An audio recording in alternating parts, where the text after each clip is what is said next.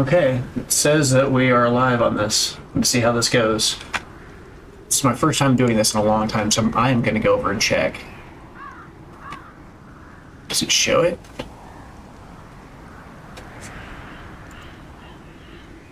It's hard to...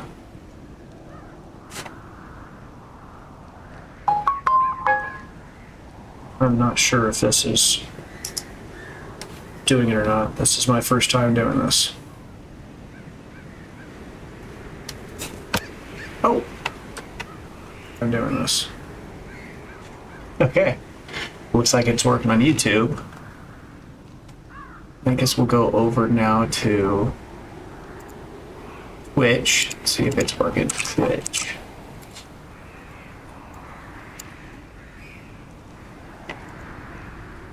See how this looks. See if my channel is play how this looks. See if hey, it is.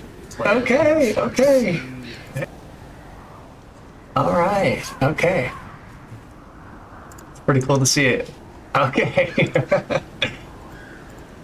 All right, looks like I'm recording here as well. All right. So, it's been a while since I've done this. Hey guys, I'm the Blue Titan and welcome back to a new Let's Play here. It's been about, man, it's been like 8 months since I recorded a video. You know how life is. Sometimes you get caught doing some other stuff and you kind of lose track of some of the stuff you want to be doing because you got to do stuff you got to be doing.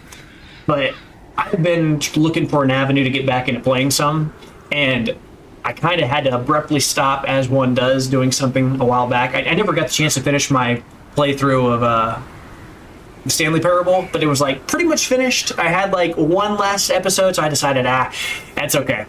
I'll put that to the side and I'll start fresh and clean with the new playthrough series. And I've been getting into this game, Dark's Dungeon, for a little while, which we're going to talk about in a second here. And I thought, what better way to kind of get back into this than something I do like and I've been having some fun with. And I thought, I'll just start fresh, cut a whole new playthrough. Just now deleted my my previous play that I had some hours on, and I decided, okay, I'm going to start with this one because now I can play on a harder difficulty, and you know, all the content will be new for me as well, and the people that are watching it can kind of see the way that I think about kind of games like this, because I've always loved these kind of turn-based style games, which we're going to go into. Because if I were to describe this game in a kind of a combination of other games, I would say old school Final Fantasy. Think Final Fantasy 1 through 9, maybe even 10, you know, that kind of like 4 guys on one side versus whatever appears. Turn-based meets Dark Souls. And I mean that from like an aesthetic standpoint, right? Maybe a Bloodborne, kind of a Dark Souls feel, because it's got like this grim, dark kind of feel to it, but it's also got that turn-based kind of like, you know, item focused, you know, your characters all have a role kind of feel to it with their own lore built in. But I love the game. I mean, in the time that I played the game, every single time I find myself playing the game, I want to come back to it. I like these roguelike style, kind of dungeon, kind of crawlery style games in general. So, I'm not going to spend a lot of time talking about this. I'm just going to simply say that I'm excited to play this because I've been thinking about different things I wanted to do to get back in the channel, and I thought, what better way to do it than to get into something that I already know that I kind of like. And so we're going to start with some comfort. And the cool thing about a game like this is there's a lot going on under the hood when it comes to the overall like mechanics and like the technical things that are happening in the background. A lot of choices have to be made, and I'm a stream of thought kind of guy, so as I play it, I think a game like this matches with my style very much, so to just kind of talk about what I'm doing and why I'm thinking about what I'm doing. And then it also gives people an opportunity that are watching to kind of go, why would he do that, you know, kind of laugh at it. So anyway, that's all I'm going to say for now. Let's just get into this. And the weird thing about this game, I got to say real quick ahead of time, is when you start the game, it has an intro cinematic, and then I can't really record that here. So when we go in, when we do start, I'm going to start with that so you guys can actually see the intro cinematic, and I'll be quiet during that to kind of give you a feel for what the game is about. And then we'll watch through the other cinematic, which I'm gonna have to cut short because I don't want to have things be played out of order. So anyway, I'm not going to go all into that. For now, I'm just going to go ahead and start the campaign here, and you'll get the chance to see what's going on here, because I love this game. But here we go. So start a campaign here. So click the letter to begin. The Butcher's Circus. This is like an extra DLC thing. It's for playing multiplayer. We're not going to be dealing with that. I don't really care to deal with that currently right now. we're just really here for the story and the player versus environment, kind of the experience of the overall game. That Butcher Circus thing is more like a multiplayer kind of component to the game. So click the letter to begin. So this is like a letter that you're getting to go visit the estate. This old, dilapidated, like manor-looking mansion at the top of the hill. So click a letter to begin. So activate the following DLC. We're gonna keep them all in here, and the reason we're gonna do that is because even though like the Butcher Circus is not something that I'm really gonna be engaging with, I think it might actually add some additional content beyond the Butcher Circus. Correct me if I'm wrong. If you know better than me, let me know. But I just don't want to take a chance that unchecking this is going to decrease the functionality or get rid of some hidden content that I'm not privy to or I'm not remembering. But we're just going to include all the DLC here. I can tell you right now what they do really quickly in case you're watching this and you're interested in this in the future. This Musketeer adds a whole class to the game that was originally, I believe, it was only something you could get if you were like a pre-order or like a early supporter before the game was released. I think, maybe I'm wrong on that. But the other one's I'm not sure if it's Flagellant or Flagellant. Does somebody want to correct me on that? If I said that incorrectly, I'll probably call it flagellant until somebody tells me otherwise. Shieldbreaker, pretty easy to pronounce. These are all new classes that are added to the game. The Crimson Court is a huge expansion that adds a whole new area and experience to the game, as well as the Color of Madness very similarly. And then districts are like an extra like thing that you work towards. But we'll get into all of that. Don't worry about it. I don't want to bury the lead here or get too focused on the trees instead of the forest here. We're getting a little bit into the details already. I'm going to keep all of the DLC in because I think this game is incredible. It's got some rich DLC, just a great experience. I'd say it's, it's the indie version of like a fully matured, Bethesda title, like a, Shivering Isles kind of. It's got like it all going. This is a great game. So, all right, is this your first estate? The Crimson Court increases in complexity and pressure of the campaign and is recommended for the experienced players. Is this your first estate?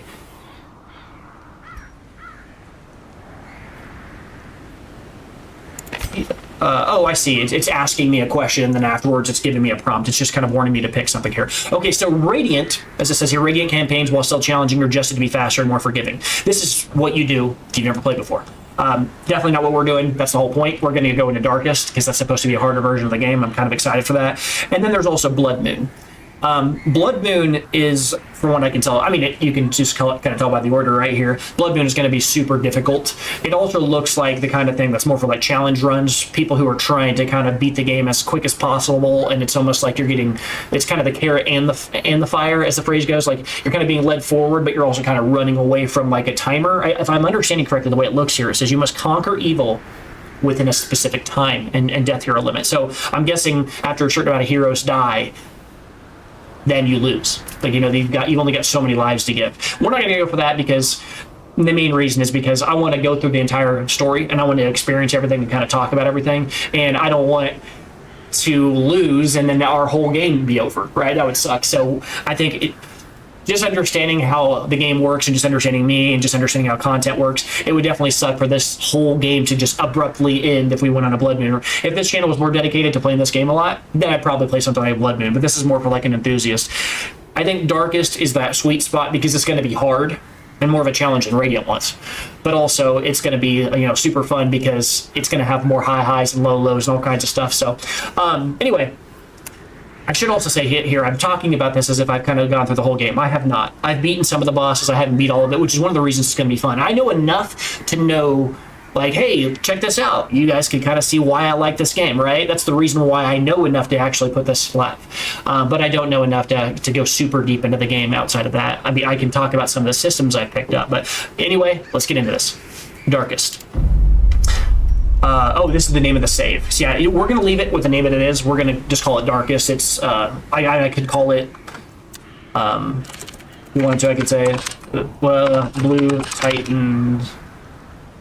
Blue Titan's Estate. I don't know. Wait, I can't call it that. I think it's actually called Darkest, and then whatever you put in the front, it'll say Estate. So if I call it the Blue Titan's Estate, I think it'll say the Blue Titan's Estate. We'll have to check. If that's the case, I'll just go back and change it real quick. But we'll just say the Blue Titans. I think this will make it say the Blue Titan's Estate when it comes in. We'll see, right? All right, so we're going to go in here on this difficulty. All right, cutscene.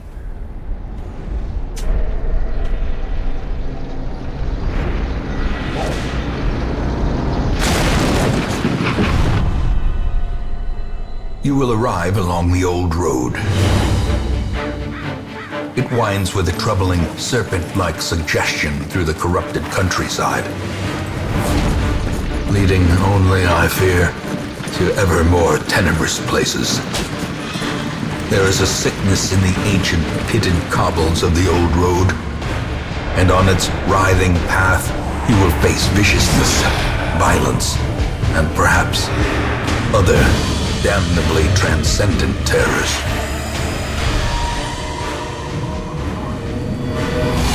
So steel yourself, and remember there can be no bravery without madness. The old road will take you to hell, but in that gaping abyss, we will find our redemption. I love that art style. It's like an indie version of like Diablo, you know, like the old Diablo 1 or Diablo 2 games back when old Blizzard North was making some banger, like, you know, cinematic scenes. My God, you can go back and watch some of those older Diablo or Warcraft, and I mean Warcraft, not World of Warcraft, like Warcraft 1, 2, 3. You watch some of their old cinematics from the year 2003, and they still look like movies. It's crazy. But anyway, different game. The old road. With the stagecoach destroyed and the caretaker gone, they're going to have to make the journey to the hamlet on foot. Click to begin. So this is kind of like a little tutorial. That's what it is. All right. Introduce the systems so we can talk about it. And I'm going to go over each one of those that I know of so far, right? Then at some point, we'll reach a point where I'm not too familiar.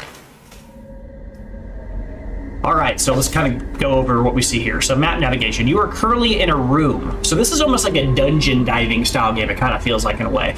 While you're standing in this space, it's going to feel like it kind of seems like an open space, but everything is actually like a little room. I don't know exactly how to compare it. Maybe like a Gloomhaven kind of feel. I don't know if you're familiar with Gloomhaven, you'll know what I mean there. But either way, we're going to see how this goes. So you are currently in a room. To move forth, click on another room on the map display. This will take you to the connecting hallway. And you can kind of see here a picture of what they're talking about here. And this is what I mean when I say it's almost like a board game, kind of in a way, right?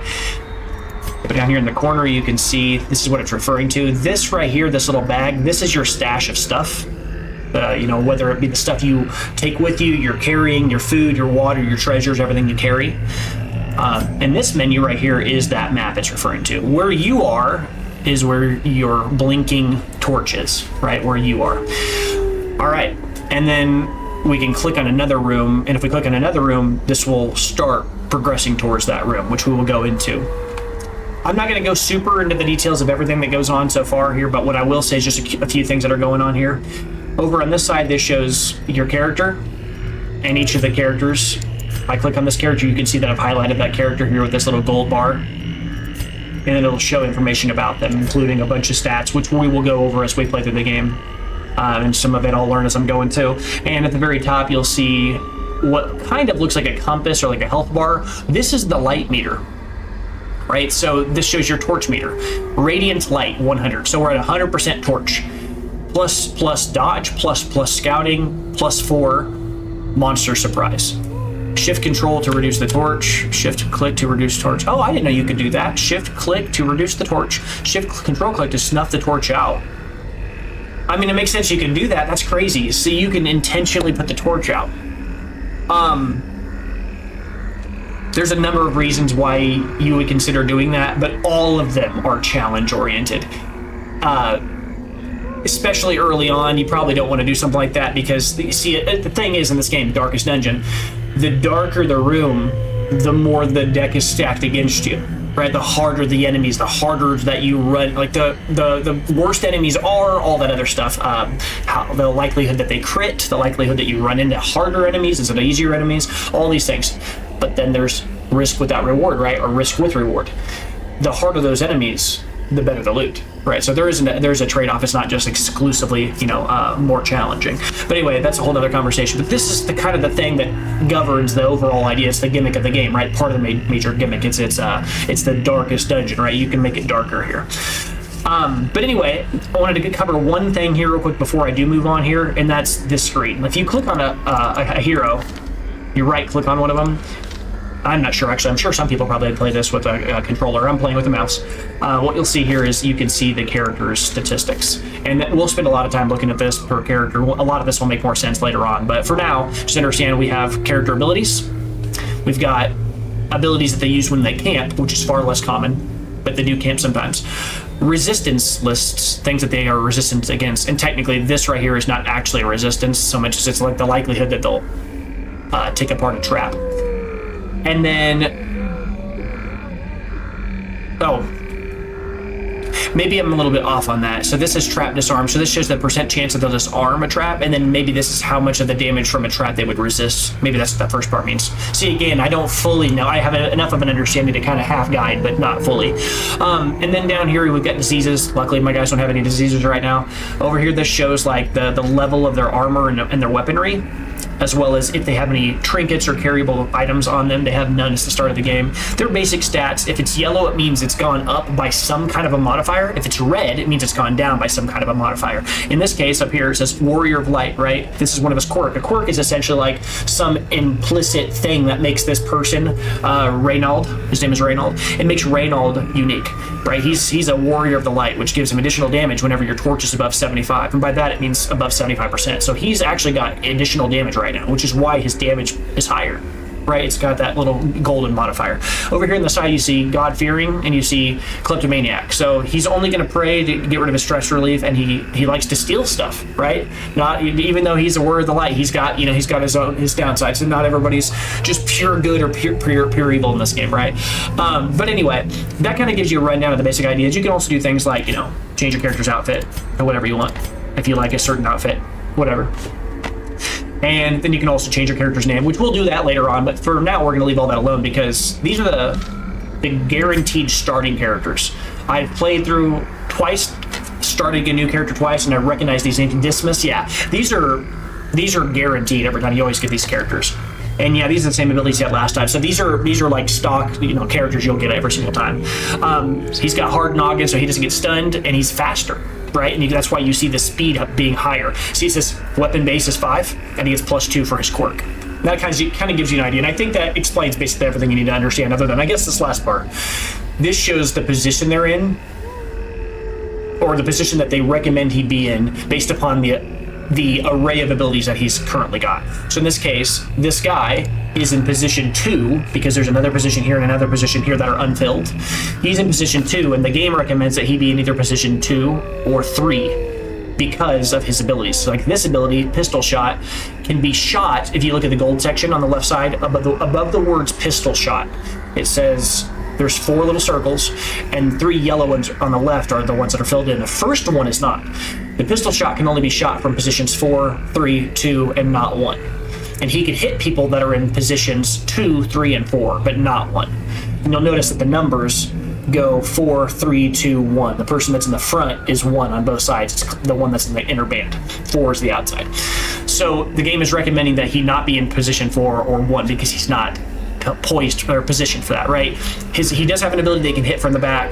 This ability can hit from the middle, the 2 middle spots. This ability can hit from any spot. This ability can only hit from the front and the 2 spots in the middle. So any of his abilities can be used from the middle. This can only be used in the back. This can only be used in the front. And that's why he's more likely to go here. Can do things in these spot, but he's not made to. And he also appears to prefer to kill the dude in spot 2. Right? We'll go into all that, but I think that's a pretty good primer for what's going on here. You got a general understanding of what's going on, and we're going to continue on from here. So, sure I got all this figured out. All right, so, sorry, get settled because I'm really excited to play. All right, okay. So, coming down here, we're going to click on Move to this room. Brigands have run up these lanes. Keep to the side path. The hamlet is just ahead. Hallway movement. While in the hallway, you press D to move forward, A to move back. If you use the mouse, you can click ahead. We will be using A and D, but yeah. So you can walk forward and backwards. Now, one of the things I've learned is if you walk backwards, it's dangerous because you get stressed. And we haven't really talked about stress, but just know that stress is the other thing besides health you have to watch out for. An ambush. Send these vermin a message. The rightful owner has returned, and their kind is no longer welcome. All right, kill the enemy. Combat is turn-based. On your hero's turn, click the skill icon and then click on the highlighted target. If you can't select a particular skill, it's because that hero needs to be standing in a different spot, which we talked about. Or there are no valid targets. Mouse over the skill to see the requirements. Okay, so we're gonna click, it looks like, okay, so it automatically chooses based upon a certain amount of randomness and also this person's base speed, right? He's base speed 7, this dude's base speed 1, so it makes sense he gets to go first, right? Now, there is a little bit of variance there, so occasionally somebody will be a little faster than you would expect, but then enemies also have a role in there that's hidden as well. He's got a speed of 3, so he should, if the numbers were raw, go after Dismas. So Dismas should go, then him, and then Reynold. But we will see how all that works. All right, so looking at his abilities here, I can either do Grape Shot Blast, which says it's ranged. Accuracy base, it has a 75% chance base to hit, and he has a dodge of 2. I'm not exactly sure how those stack up. I'm not too worried about it right now. But then it's got a damage modifier of minus 50%. Well, that makes sense because he's hitting, if you look at the little icon, it's got like a little red circle and multiple lines between them. So that's saying that it hits 3 targets, but it hits for 50% of base. So it's almost like you're doing 150% of damage because you're hitting 3 targets with 50% damage. So it's good for multiple people if you're trying to do a bunch of spread damage. Crit modifier, so it has a negative 9% chance of critting, probably subtractive. So like if you had a base percent chance to crit of like 15%, it's probably 9% less chance to crit than that. Crits received chance plus 4% debuff target. Oh, so the debuff. So that's what that's saying here. I think the debuff target thing is saying if I hit a target with this, it's going to increase that enemy if they get debuffed. If I hit them and it successfully debuffs them. Because I think hitting them is different than debuffing them. You hit them, and then you shoot them, and then it decides if you hit, and then it also decides if it debuffs, and they're separate checks. So if you hit and it debuffs, then from then on, you'll have a 4% chance for subsequent crits. Yeah, you'll have a 4% chance of increase. Of crits to be received by 4%. Yeah, there's a higher chance they'll be critted in the future. Because they were under fire, right? They got blasted with a Grape Shot Blast, yeah. Open Vein. So as we go through this, it'll be a little bit less super in depth. I want to kind of cover what these are so it's easier to follow in the future. So this is Open Vein, which blood, that's the thing. And there's something else you'll notice too is the color of the icon kind of tells you what it does. So this icon is more red. It's got the red border, all that. That tells you that it can inflict a bleed mechanic, which is useful at a high level to be able to understand, just at a quick glance what's going on. So this is a bleeding skill. It's a melee effect, whereas this one was ranged. That's useful to know in the future. It has an accuracy base of 95%, pretty high chance to hit, versus this one only had a 75% chance to hit. Damage modification. So it's got a minus 15% damage modification. So whatever your base damage is of 4 to 8, it's only going to deal 15%. Let me say that correctly. It's only going to deal 85% of that. Right? Because it's going to do 15% off of your whatever your number is that you roll. So let's say I roll a damage of 6, because that's your normal thing. It's going to take 15% off of that. I think that's how the system works. And then it says bleed is 100% base. So this thing has a 100% chance to bleed, of course, assuming that it even hits. So you have to see if it hits, and then after that. And then it'll bleed them for 2 points per round for 3 straight rounds. So it has what they call damage over time, right? A dot. All right, debuff target. So it has and then it further debuffs them, and it makes a minus 20% bleed resist. So then future abilities that hit them that would apply additional bleeding debuffs are more likely to hit because they're already bleeding out, right? They're kind of an easier target to hit, as it were. And then they also get lowered speed. Yeah, it slows them down too. So we're going to do this because, well, we don't have multiple targets. And so it would make sense to try to shoot multiple targets for 50% damage. We really just want to hit this one guy. And this is a one-person attack. As you can kind of see here, he's in spot 2, he's attacking the guy in spot 1. Makes sense. All right, took 7 damage. Okay, so that says resist. Both of these things above his head said resist. So it looks like, if you looked at his abilities, I had a chance to debuff his bleeding mechanic, so he had a higher chance of bleeding, and then he also had a chance to have his speed lowered. Both of those failed, so he's not any slower now, and he's not have a higher chance of so I didn't apply I'm sorry, actually that's technically wrong. I didn't apply the 1 debuff, which was a lower chance to bleed, or a higher chance of getting bled, in the future, as well as the -1 speed. And I also didn't apply the blood stack that is inherently built into it. We'll see that as we go. All right, this guy can use any of his abilities. This ability here, Bulwark of Faith, increases the torch level. And right now we're at torch level 88 because every single thing that happens, every single turn that goes by in a fight, as well as you walk in the hallway, the torch slowly burns out. So he can increase the torch, and that's because he's a crusader. He's defender of the faith, as it were. So he can kind of increase the light. He's a warrior of the light, right? He can mark a target. So he marks himself, which sounds a little strange. He marks himself, and the reason for that is because he's a tank, right? He wants everybody to attack himself. He buffed himself for 20% protection. If I recall correctly, I think what the way the protection works is, let's say a character hits you for 10 and you have 20% protection. You subtract 20% of 10 off, so in this case you'd only take 8. Now obviously there's going to be some variance in there because the enemy's attack might roll between 13 damage and 7 damage, and it might roll as an 11, and then you're going to take 20% off of 11, so you're going to take, I guess it'd be 2.2 damage off of that amount, subtracted off. But I don't know if it rounds up or rounds 10. Honestly, I don't care to look, but you get the general idea. Now, he's got multiple other abilities here. This one is a stunning ability. He has a 90% chance of hitting. Only does 50% of his base damage, though, which his base damage is between 6 and 12. So let's say he rolled a 6. It would be cut in half down to 3. If he rolled a 12, it would be cut down in half to 6. But he stuns the target with a 100% chance, which is useful, especially if the target is going to be around a few rounds and you don't want to just deal as much raw damage as possible. You think stunning him might stop him from applying negative status elements, things of that nature.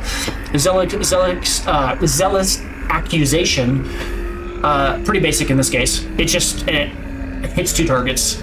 That's really all this does. Good if the enemies don't have a lot of health, and anyway. And the last one here is Smite. 85% chance to hit. Not that great, honestly. But it's also a broadsword. But he also has high base damage, so I guess it isn't that terrible. But then he also has a 15% additional damage against Unholy, which makes sense, right? He's a crusader. That'll come in handy later when we fight against things like ghosts or skeletons, probably, right? All right, here we go. Their formation. See, he rolled an 11 because that's in his range of what he can hit for. He can hit between 6 and 12. Okay, loot. Each item, if you take it, will occupy space in your inventory. Mouse over items to show details about them. This works in your inventory too. All right, cool. Press escape to continue. So he dropped 50 gold. I can take it and drag it down here like I just did, or I can just click it like I just did, or I hit take all. There's multiple ways of doing that. All right, we'll press on now. Now I don't have to talk as much because we're starting to learn some of the systems. Now this is looting.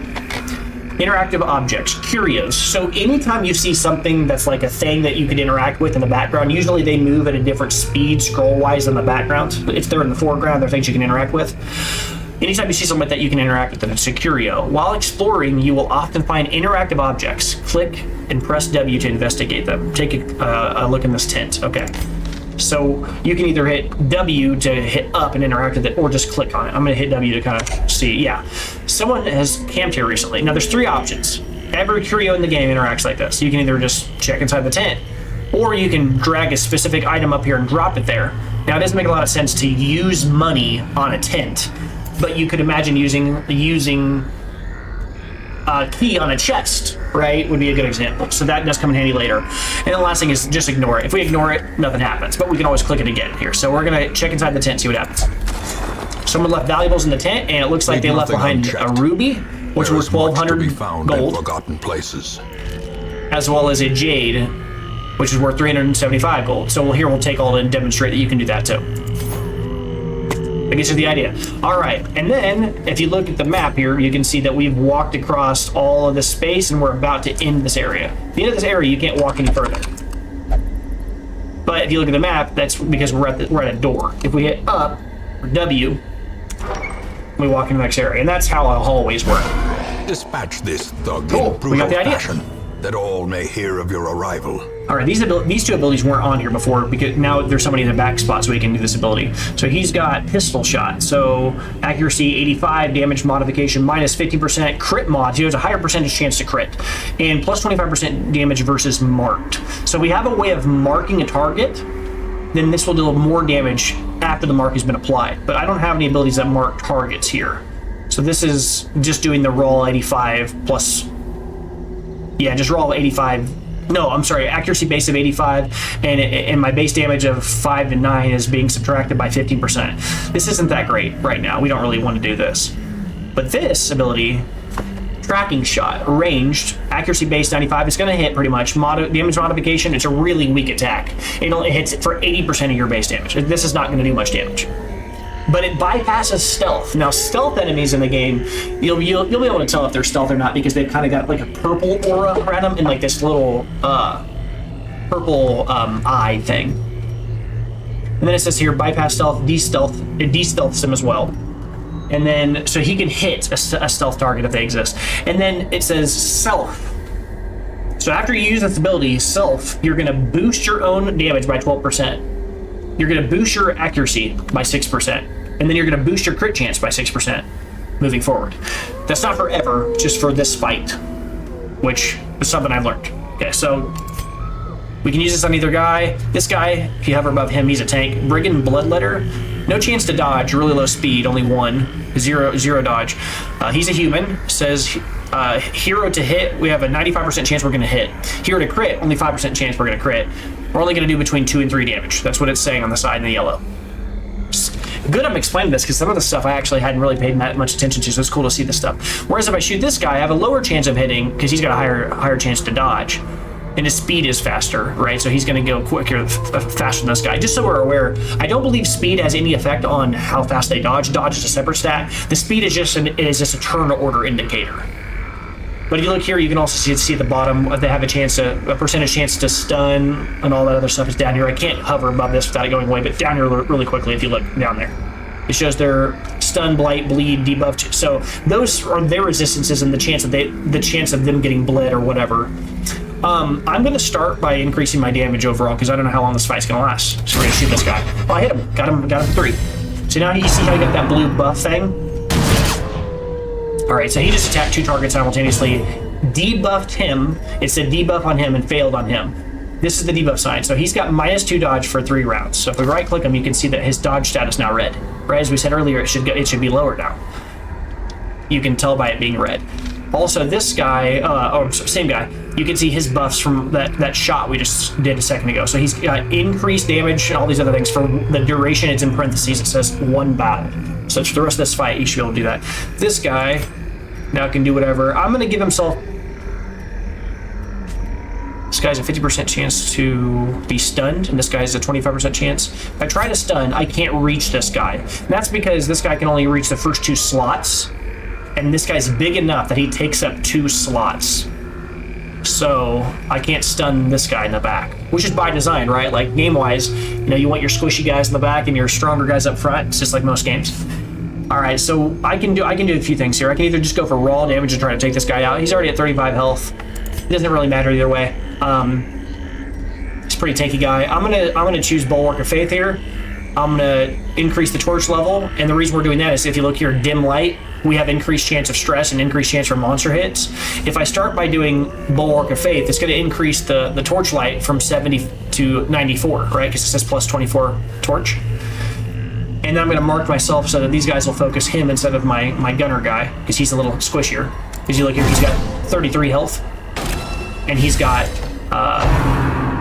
whatever less. I accidentally clicked him. It's okay, that's what I wanted to do. I just didn't mean to click that quick. Okay, a lot of things just happened there. If we look, he hit him with his flail. When he did, he stressed him. There was this little, like, kind of almost like a crayon, a coloring crown, a crown, like a white and black crown above his head that indicates the stress indicator, and that's this thing down here, stress. So he has 6 stress. 6 stress is nothing. Yeah, you get stress in this game all the time, but there are a few thresholds to understand. When you get to 100 stress, your character has kind of a crisis. And there's a percentage chance that it could go good or bad, right? So if under certain stress, we all know that stress can really make a person break, but there's a chance. Some people perform better under stress. Sometimes it brings up the best in you, and so that's kind of what that's doing. That system works in this game. By once you hit 100 stress, your character has maybe it's like a 90% chance that something bad will happen, but there's a 10% chance something super super cool will happen, which makes for some real fun, awesome things that can happen. Also, the stressful events when bad things happen, sometimes some real bad things can happen when stress leads really quickly. But anyways, my point was, this guy's a tank, right? He's got 28 out of 33 health left. This guy only has 22 out of 23. That's why we would want to make this guy mark himself, so that everybody focuses him, and that's why he's soaking the damage. The last thing was, what just got affected here was just 2 damage per second. He hit us with the flail, which applied a bleed, and over the next 3 rounds, we're going to take 2 damage every round. That explains it. So we're gonna move on now. Now that this guy's got increased damage overall, I'm gonna start just throwing damage at people. That's what we're gonna do. We're just gonna start trying to cut this guy down. Okay, he resisted the debuff as well as the bleed. Unfortunate, but that's okay. Oh, we dodged. Nice. Point blank shot. Shot me for 3. And I resisted. See, that was a blue sign that said resist. Blue in the blue modifier, if you see a blue modification, that means that they were trying to move you. I don't know what that means, move you. They were trying to move you, right? If you shoot, he's trying to shoot with the gun, and the force of the gun is trying to push your character back. Now, you can see that if you right-click the character, you can see over here it says move. This guy has a 40% chance to resist movement abilities, right? Now, the ability he used might have had a 60% chance to move someone. 60% minus 40% resistance, it had a 20% chance it would happen, right? If he had a 150% chance base to move you, then 150% chance minus my 40%, he had a 110% chance to hit. He's going to move you, right? That's how that system works. And the higher the enemies, the stronger the enemies, the more higher their bases are, and the harder it is to get away from stuff like that. Anyway, I think we got the gist of it. That's more than a tutorial here, so I'm just gonna cleanly finish the rest of this fight. Let's go through this real quick. I'm gonna stun him. I'm gonna try anyway. Let's see how it goes. Hit him in the back of the pommel. Let's go. Oh, nope. He resisted the stun. All right, now I'm gonna keep on trying to get this guy because he's the tank. Or I guess I could try to kill the guy in the back. He's only got 9 health, right? And we do a lot of damage. This is dealing 85% accuracy. Our damage is buffed. There's a chance, a non-zero chance, I could hit him for 10 or 9 damage, just take this guy out, right? Because he's got 9 health. And this could deal between 9 and 10 damage. It could deal less, but it can also crit, so we're gonna shoot him. 7. That's alright, that's alright. Okay, 2 health. Got 2 health. That's funny. He hit him for 0. I wonder, did he stack blood? That's odd. It shows that he hit even though he hit for 0. I'm gonna keep trying to stun this guy so we can see it happen. Resist it again. Bang. Alright, so he hit. And he hit me for stress. He hit him for stress. You can see it, and he bled. So we all got bled. That was a good hit by him. Brutal. All right, let's just keep shooting the guy in the back. All right. Continue the onslaught. Destroy them all. The narrator in this game is it's one of the major things that makes this game so cool. That narrator, by the way, we'll get into who he is. He's I don't know. I think he's like your uncle. He's your distant relative who gave you kind of control of this estate that you're headed to. That's where we're going right now. But he kind of left you the keys to this extremely, I don't know, haunted, cursed, abode. Corpses. When monsters die, they leave corpses. Corpses act as temporary obstacles and will eventually go away on their own. Yeah, they rot away. Pretty brutal. You can attack corpses to destroy them faster, but often a better approach is to use range skills, push-pull skills, even corpse-clearing special skills that some heroes possess. Monsters killed with bleed, blight, and crits leave no corpses at all. Yeah, so if you bleed them out, or they blight is essentially blight is basically bleed, but it's like a different flavor of it. It's kind of like poison. And then crits, right? If you do one of those things, if they die by if they die by bleeding out or by being poisoned to death, essentially their blight, or you crit them with a crazy, awesome, huge damage hit, their corpse is there's no corpse left behind. Why that would matter is because if a corpse is left behind, then what will happen is you'll have to get it out of the way by attacking the dead body in order to then reach the enemies in the back. If your guy can only hit the first few, corpses can actually get in the way. Kind of an interesting mechanic. In this case, the body's left behind. Pretty metal. See his rib cage and everything? All right, I think we're going to try to finish this guy off as fast as possible here. I'm not even going to worry about stunning anymore. I'm just going to try to hit him for a bunch of damage. 13, yeah, he's only at 3 health. He's dead. All right, let's finish this guy off. And you can see how low my health is getting here. Prodigious size alone does not dissuade the sharpened blade. All right, killed them all. We get to take this stuff with us. That's a torch. I can kind of show how torches work here if I take all of it. Oh, okay. Completing a quest. After you've completed the requirements of a quest, you have an option to return to the town at any time. Just click the crest. You don't need to return to the starting room of a dungeon to exit, right? We can just click leave. That's important because that would just be tedious. Some of these dungeons are super long. We wouldn't have to walk our way back out. So here I could leave. I could either say continue adventuring, or I could say return to the Hamlet. We're going to continue adventuring to kind of show something real quick, and that's that you can always click quick quest complete moving forward. But I'm going to show you how a few of these things work. So food is something you can use at camps, but a lot of times you can also use it just to heal your guys up. So if I right click this, you'll see his health. It says here it'll increase your health a little bit. His health went up, right? I can do it with him. Feeding people, eating actually heals you a bit in this game. Now you can only do so much of that before your guy gets full, and then you have to wait a while. But the other thing is the torch. You'll notice here the torch is at 94. We have higher chance of dodging, higher chance of scouting, higher chance of monsters being surprised. It's like a safer. If we right click this, it goes from 94, fully maxed out to 100. Gains purchase, spirits are lifted, and purpose is made clear. The last thing I wanted to show is how a chest works. So in this game, if you interact with another curio, right, we don't have a key or anything like that. We can just interact with this. It's trapped. So again, this is a tutorial. I already knew. This is the one part I've played through this a few times. This serves to show you that just because it looks like a treasure chest doesn't mean it's always a good thing, right? In this case, I got poisoned because I opened a trapped chest, right?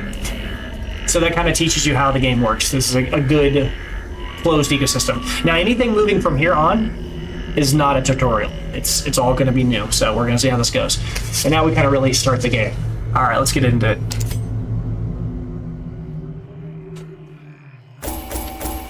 The quest completion screen shows you anything you've earned on your mission. So here we got to take home the jade and the ruby. All the other items that were in our inventory didn't really matter, but there are treasures and heirlooms you want to take home. The heirlooms always have this purple aura around them, and the treasures have this kind of gold aura around them. Plus, you also get quest rewards. So this matters because money, especially early, in this game, it goes fast. So you got to be careful with it. All right, at the end of the mission, it shows how much your characters gain in levels. And every character in the game starts off like level 0, unless later on in the game you get higher level guys. But characters start off at level 0, and then they gain what's called resolve experience. That's just their level. That's all it is. And then over here, this shows that resolve experience, how much they gain, and then it shows this little shield, because sometimes, but not always, characters can gain unique quirks that help define who they are over time. In this case, we got a dud hitter. He's got a minus 5% crit chance if his HP is below 50%. That's bad. Is it really bad? I mean, I don't know. I mean, honestly, minus 5% crit if he's below a certain amount of health isn't that big of a deal. Sure. But we can always get rid of that later on. You can work on your guys and help them. Welcome home, such as it is. This squalid hamlet, these corrupted lands, they are yours now, and you are bound to them.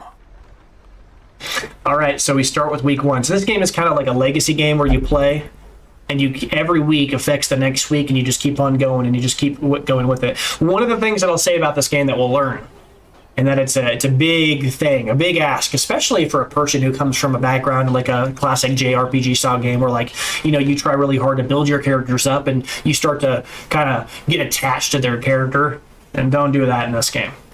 One of the things you learn, and it was a real rude awakening the first few times I was playing through this. I had a few characters, Dismas and Reynolds, they've been with me since the beginning. One of them died. And it blew my mind. I was like, he's just gone? Yeah. So that's one of the things that this game actually teaches you. Like, that's a unique system that's flipped. In this game, you got to look at your characters as resources. Like, they're not as important as the greater good. And the greater good in this case is rebuilding the city. So we'll talk about that as we go. Oh, and that worked out like we talked earlier. The Blue Titan's estate. So I was right. That's good. That's good. All right, activity log, week 1. So in week 1, it says the ruins have now been unlocked. He's got a new location to go and visit. Dismas is now apprentice highwayman level 1. So he gained a level. And Reynold is now an apprentice crusader level 1. Shows that they successfully escorted and handled it. So this is essentially like a retrospective thing of what just happened in the last week. In the last week, this shows you everything that just happened. Caretaker goals. So this is the guy who's like in the caretaker of the mansion, kind of your butler, as it were. It kind of takes care of your Alfred in Batman's estate, your Bruce Wayne Alfred relationship. So he's just a crazier version. He kind of does things for you here. But quest goals. These are the things that he wants you to do, and this is essentially a master list of all the things you need to do. they're like major estate goals over the long haul when you're playing. All right, let's leave here. This is our time. Okay, get help where you may. Okay, on any screen in the game, press and hold H to see contextual help for controls in that mode. Try it while in town, exploring, fighting, camping. So if I hover this, I hit H. Okay. Right click on any hero in the roster to inspect their detailed character sheet. They can be renamed or dismissed permanently. On buildings to interact with the heroes, sure. Stagecoach recruits new heroes. Blacksmith upgrades your weapons. Guild upgrades heroes' combat skills. There's a lot of stuff going on here. We're not going to worry about that for now. All of these are locations that you can eventually interact with, from here to there to there. All of these are different things you can interact with, I've learned. But you can't go to any of them yet because these are all broken. You can see that the buildings are just ramshackled, torn down, boarded up. But some of them you can interact with. Right? From the graveyard, this shows all the fallen heroes, your guys that have died.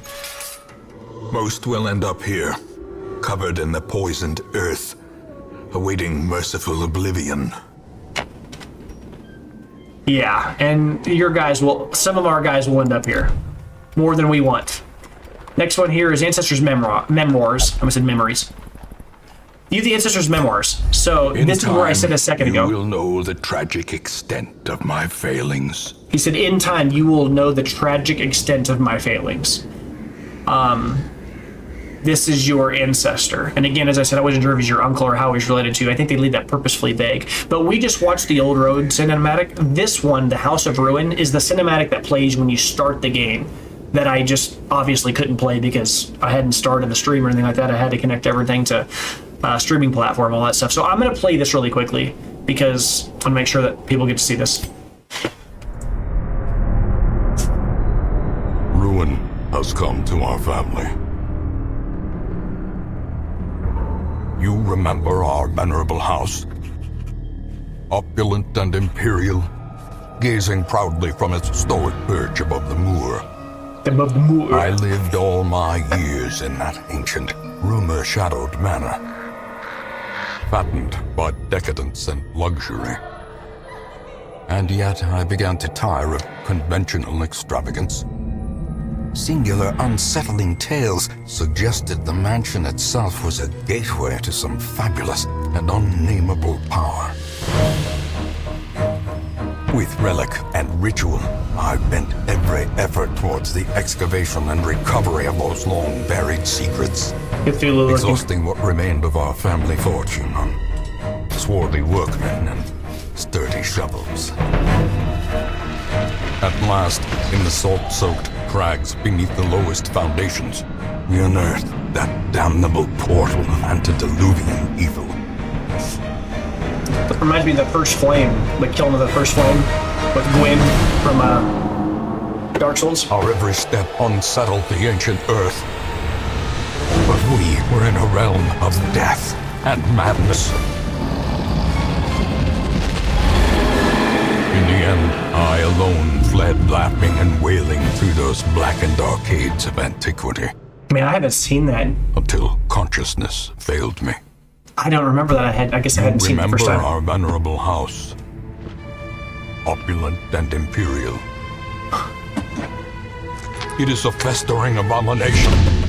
I beg you, return home, claim your birthright, and deliver our family from the ravenous, clutching shadows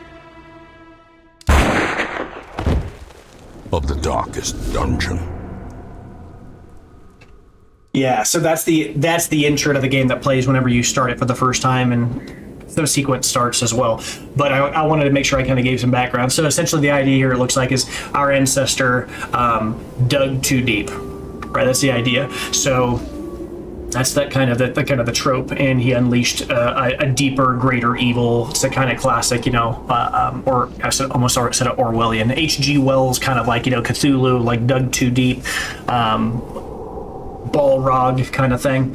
Obviously Tolkien, not Wells in that case, but it's a pretty cool idea. I like it. I also think it's kind of interesting. There were some like little other tropes in there that were interesting, like the whole like he's so rich and so above it all and has everything anybody's ever wanted to try, and so he no longer tastes like nothing tastes anymore, and so now he's like looking for something more extreme, something to sate that like desire for something more novel in life. He's no longer interested in drinking and carrying on and having, you know, extramarital affairs or whatever the hell, you know, just any of the kind of hedonistic lifestyle stuff, that aristocrat lifestyle where you kind of just have it all. And then he starts to do more and more degenerate, more like weird stuff, until eventually he's like, you know what, I think I'm gonna just like release the greatest evil of all time from literal hell itself underneath. It's kind of hilarious. But anyway, also, like I said earlier, I think that I really did think that door I was talking about a little bit ago, right in front, that he unlocked, it really did remind me of the giant doors that you unlock when you're talking to, not Kingseeker Frampt?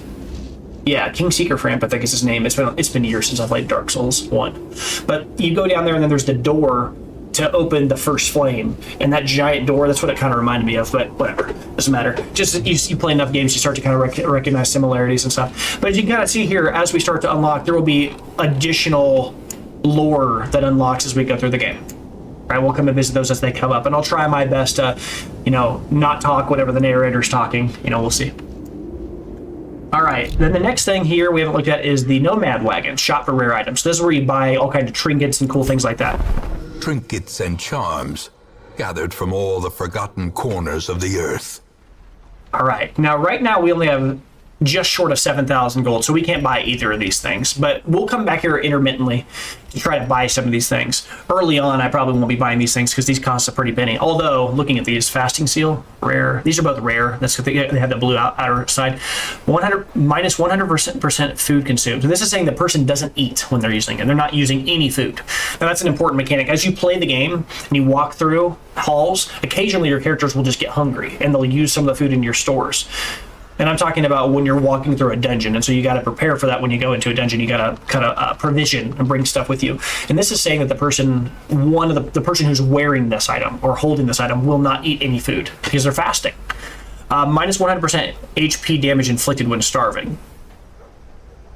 Oh, okay, so they don't take any damage from not eating. Okay, they have a higher chance to dodge, all right? And they get minus 100% stress from hunger, minus 100% stress from camping meals. That's an interesting item. Basically saying that, like, it's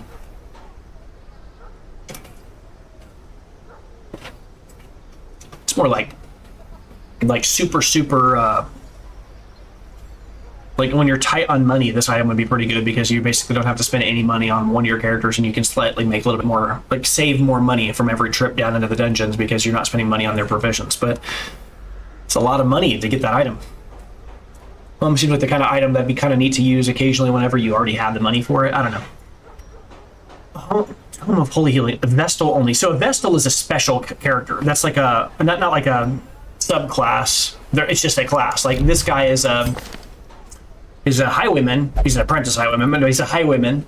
And then we said Reynald is a crusader. Well, a Vestal is another character type in the game. And this is, says it's a rare item. It increases her chance, because Vestals are girls in this game, it's like one specific sprite that has multiple colorings. Plus 25% chance to heal. Or not 25% chance to heal, I just completely misread that. It increases the base range on your healing by 25% of its minus. So like if you had a chance to heal somebody between 6 and 8, it's going to increase that to 8. And I guess, what would be the math on that? It doesn't really matter, but 25% of 6 is going to be kind of annoying to do, actually. It used to be 1.5. So 6 to 8, if you increase it by 25%, it would be 6 plus 1.5, which would be 7.5, to 8 plus 2, which would be 10. So it would increase your base healing. It increases your maximum, or your base healing range on, to 25. Anyway, it makes your heals more effective. I'm getting way too into the math there. And the last part is minus 15% max health. So she increases her healing, but then there's always a cost and a cost benefit, upside, downside, whatever you want to say to all of these items. And in this case, she has lower maximum health, which it sounds devastating, but something I've learned about this game is, like, honestly, increased or decreased max health is kind of like not important. And that sounds a little strange, but like the bigger guys, from what I can tell in this game, it's like if a guy has a lot of health, you decrease his max health, it's like whatever, he's already got a lot of health anyway. And it's like it hurts him more, but it doesn't seem like it matters that much. And then like the characters who have like almost no health, decreasing their max health isn't even going to matter because you're taking a percentage of nothing anyway. I don't know. I'm just not that worried about max health being decreased or increased. I haven't been, in the time I've played, I haven't been too impressed by health changes. I don't think that really matters as much as like the like skill effects, but I don't know. I could be wrong on that. If you played this game and you think I'm wrong on that, let me know. But so if you look over here, this is the Nomad wagon. So this is the like, kind of gypsy looking lady who's selling us some stuff. And then over here you click the Nomad wagon. This shows, oh, yeah. So all of these, we'll call them shops for the sake of a better word here, all of these locations, you can upgrade them over time. In this case, the Nomad wagon, if I click this little upgrade sign, I can forever upgrade the Nomad wagon to the make her either hold more or have more items for us every week to look through, or make them cost less to buy. It's like investing in like, you know, like your local marts and stuff. So Merchant Network reduces the trinket cost by 10%. So if I were to buy this, it lowers them by 10%, you would see this drop by 1,500 gold. Not 15,000, 1,500, right? This would drop and be more attainable by us. Now, obviously, we couldn't buy it this week. I'd love to get this item, by the way. It's a great item, but it's one of the items I've seen, and I know for sure this is pretty good. Increasing your healing is probably a pretty good thing, considering how much we were taking damage earlier. And then wagon size. This increased the amount of trinkets from 2 to 4 every week, which obviously is good too. You have more chances to roll a rare item and get a chance. But we're not going to worry about all that right now because we're not going to be buying anything anyway right now. And then over here is the stagecoach. This is where you recruit additional heroes. We'll come by here a lot. Women and men, soldiers and outlaws, fools and corpses. All will find their way to us now that the road is clear. I love the feel of this game, man. The person, whoever it was that played the voice acting for this game, it just adds so much to this game. All right, the stagecoach is your hero lifeblood. You'll need to recruit all of these heroes to fill out a party of 4. Drag and drop them into your roster. So if you look over here, you can see the roster. We have 2 people out of our 10 slots that we can have people in. This also lets you sort your roster. We're not going to worry about all that right now. But over here, we've got Pippin and we've got Belmus. So he is a plague doctor. A plague doctor. And then Belmus is a Vestal. Vestal is what we were talking about earlier. She's a healer. Right? She's a kind of a religious, kind of like a nun style type class, whatever you want to call it. So we're going to grab this guy and we're going to drag over to our roster. And What better laboratory than the blood-soaked battlefield? yeah, because he's a plague doctor, right? What better laboratory than to do his magics and learn about his odd, weird stuff than the battlefield itself. And then the next one is going to be Belmus. We're going to take Belmus. And you can see here that Belmus is level 0, just like Pippin is level 0, or I guess their resolve level is 0. A sister of battle, pious and unrelenting. Super religious chick, yeah. Upgrade the Stagecoach Network. While you're here, spend some time spend some of your starting heirlooms on upgrading the Stagecoach Network. This will increase the number of available heroes in the future. To upgrade it, click the plus symbol on the left and then click that upgrade. So I have a choice. If I click this, that's what we were talking about earlier. If I click this, I can then see here, I could spend 3 what are called deeds. This is my store of those things that I already have because I found some. You start the game, I think, with 10 of each of these, and then we found 2 busts earlier, I think is right. Maybe I'm misremembering. But these are all like your special resources that are different than gold. So we can use 3 deeds and 4 crests to upgrade our Stagecoach Network. Increases the number of available recruits for hire. Instead of being 2, we would change will take place. It increases it by some amount. I don't know what it would increase it to. Hero Barracks increases the size of your roster, so that would increase how many people we can actually have in our roster overall. Now, we don't really care about that right now because we already have 4. We only are using 4 of 10, so this wouldn't make any sense to do right now. And then there's experienced recruits, and this is a later on thing. This increases a higher chance of the recruits that you actually get have already a higher level. That's for later on in the game. All right, Stagecoach Network. So we're going to go click this like it said to do. And now increases the number of available heroes to 3. Now next week, when we come back after our next dungeon, we should see 3 heroes here that are recruitable. That's kind of what we're looking at. And you'll see here now this says red. It's because we don't have enough deeds to upgrade this. We're not going to spend any more. We're going to keep these. We don't care about the hero roster growing right now because we don't even have the space to keep those people anyway. We're also not probably going to be spending any money on this stuff for now. Oh, another thing here. You can see here down there's this little exclamation mark. This is from a DLC. The jeweler. So he's instead of being the nomad, he's the jeweler. It says the comet's crash has attracted an opportunist who specializes in otherworldly treasures. You can spend crystal shards earned at the farmstead here. That's a special resource you get from one of the DLCs. So these are all really special items that have additional effects. They kind of have this blue border that tells you it's a special item. When I was talking about Cthulhu earlier, in this game, most of the enemies, everything are kind of like classic supernatural enemies, and then think of this DLC as kind of like the Cthulhu-esque kind of like alien. Not so much supernatural, so much just like otherworldly kind of like, you know, enemies. Nomad wagon, yeah.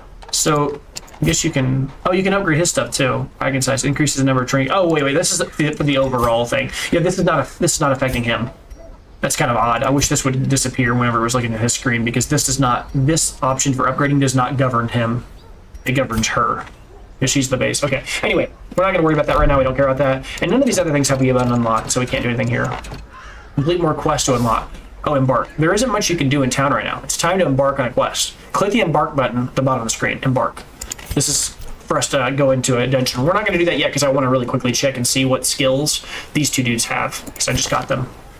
Weld technician. So weld. The weld is a location, so he does more damage while you're fighting at a specific place. Flawed release. He does less damage on any kind of crits or ranged attacks, which is really bad because this guy is mostly a ranged attacker. So we don't like that. Belmis.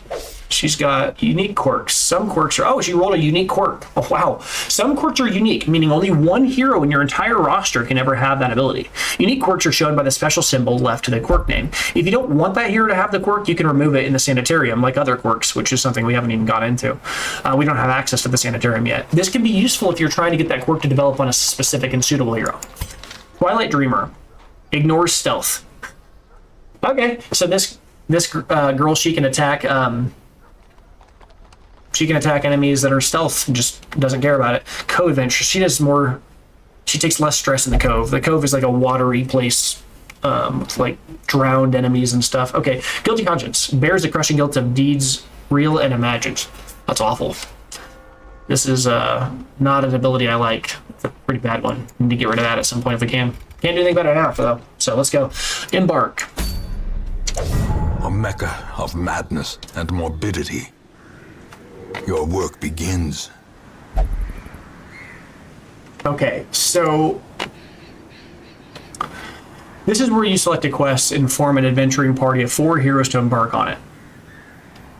Click on the quest to see details, drag heroes into the slots. Okay, so we've already got these 2 guys ready to go, so we're going to bring these 2 as well.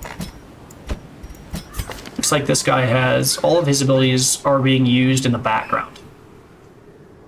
Yeah, so they're all in slot 4 and 3 or otherwise, but most of the abilities are going to be used in slots 3 and 4. How about her? Same thing. Oh, she prefers to be in slot 3 though, actually.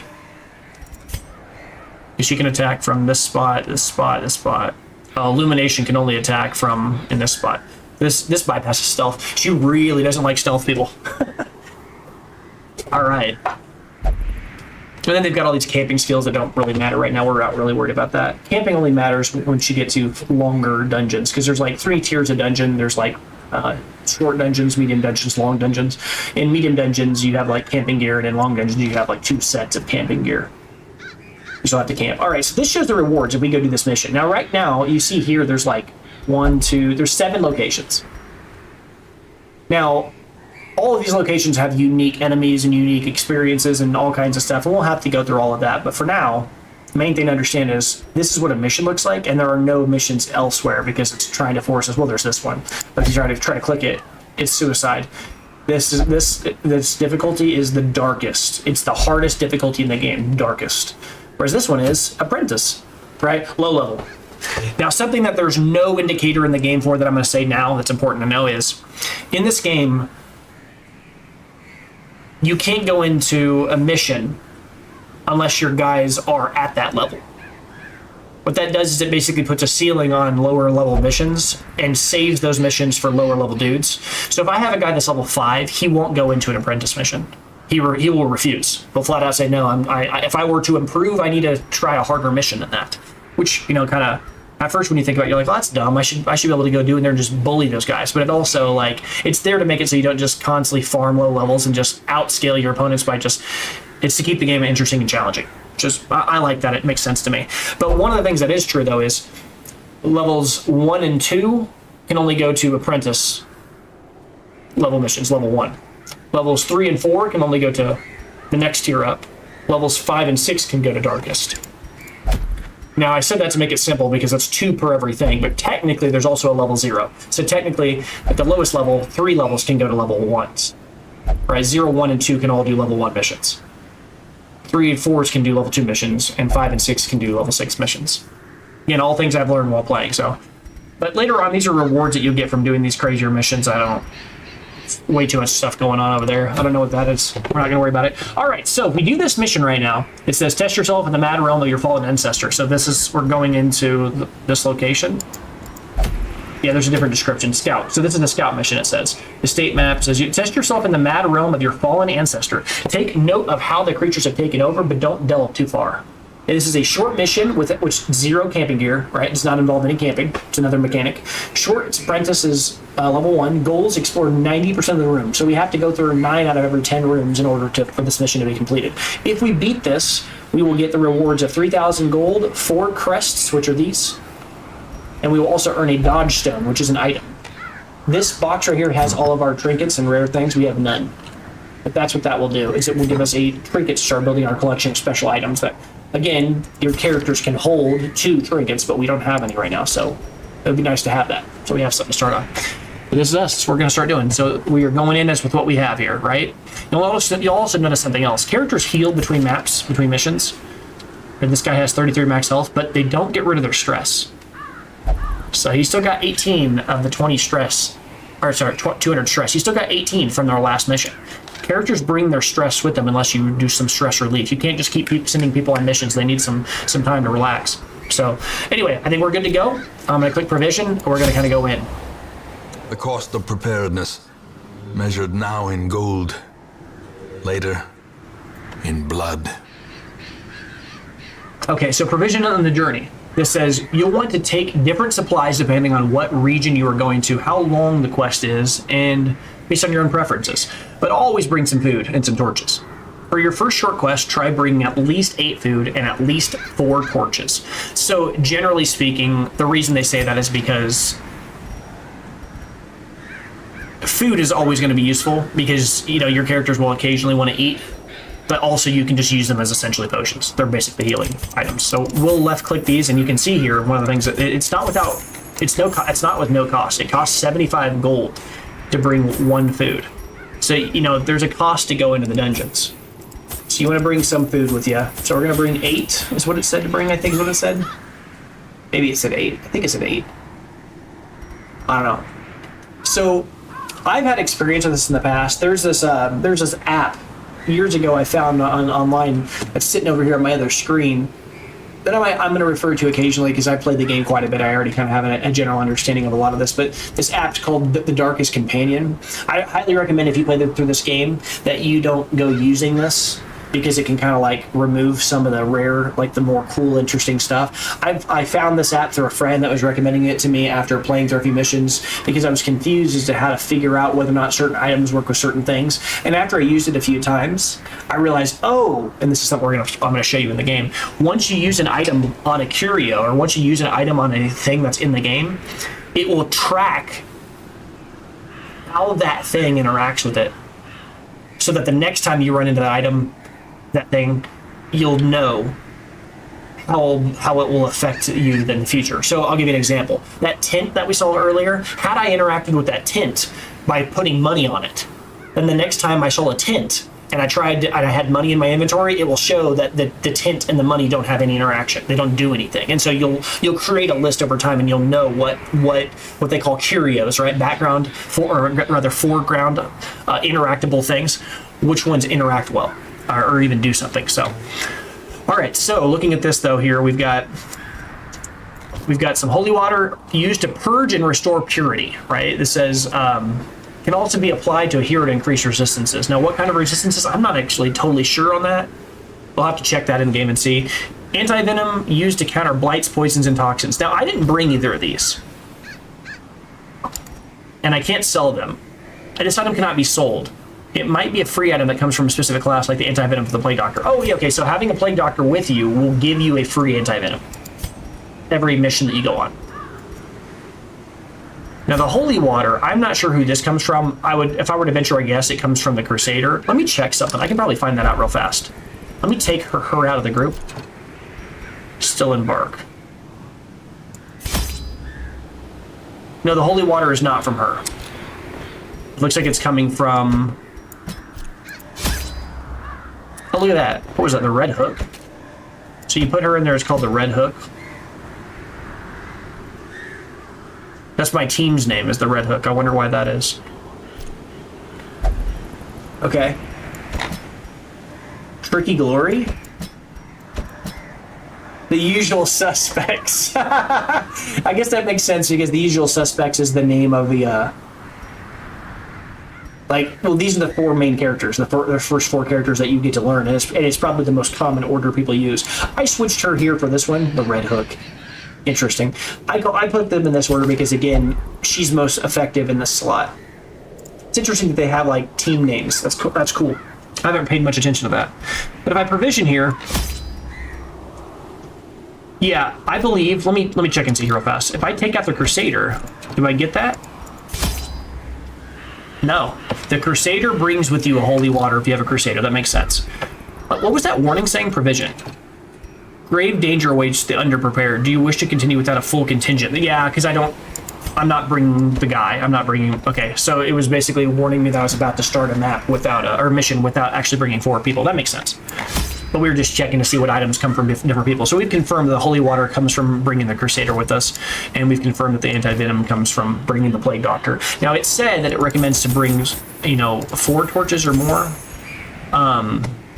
We can do that. I'll bring 4 torches, see how it goes. And it said to bring 8 food. Sure. And then after that, it says not to bring anything else, or it says, this is at least what you should bring. Now, from experience, I can tell you for sure that you're going to want to bring some other things here.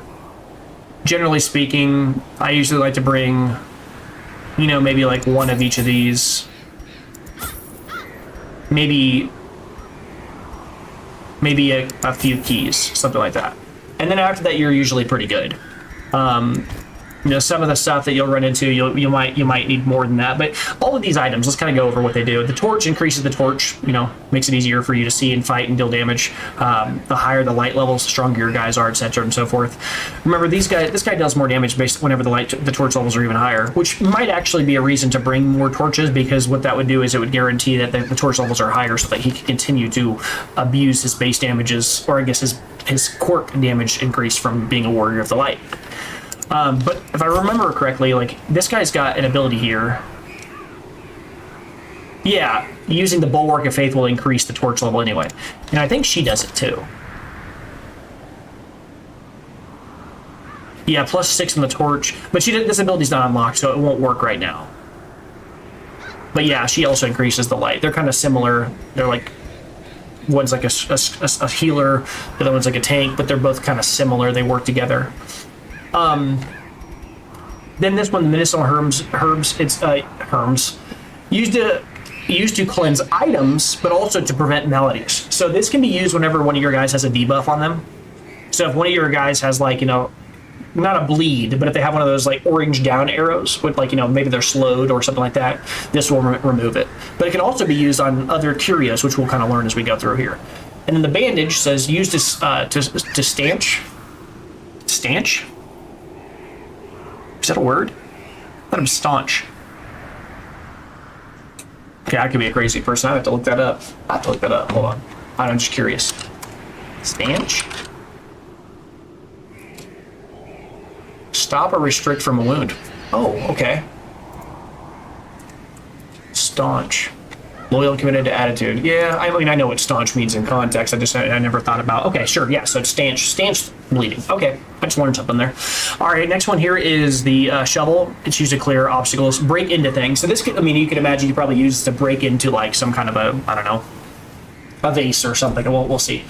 And then skeleton keys. So I bring these because you never know, right? Like there might be some. We in the last mission we saw the chest that had like a key sign on it, key symbol.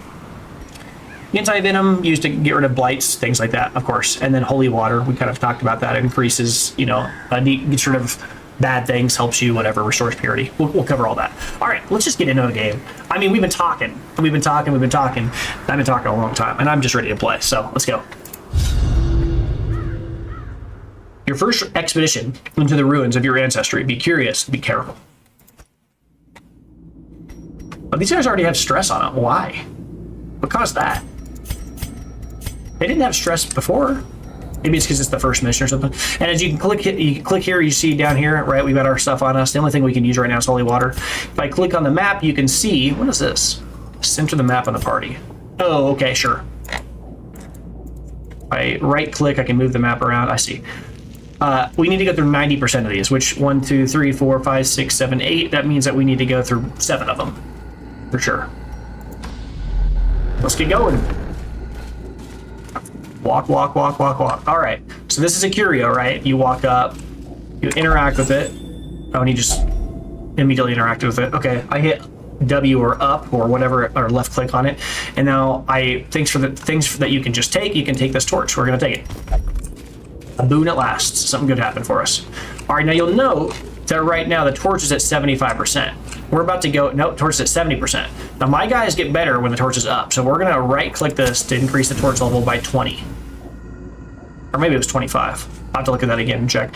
But I wanna keep my torch level up. And the reason I do is because if I run into random enemies in this room or whatever, I wanna already have the highest chance to increase the chance that the monsters be surprised, right? The light is on our side. The light is against the enemy. So the light being higher is better. The dungeon being darker, the darkest dungeon, right? Like that whole idea. The darker the dungeon, the more terrifying the enemies. And we're not at a stage right now where we can handle the worst of the worst stuff. I mean, there's some terrifying stuff in this game, or can be. Whereas fighting a few skeletons is the craziest thing. All right.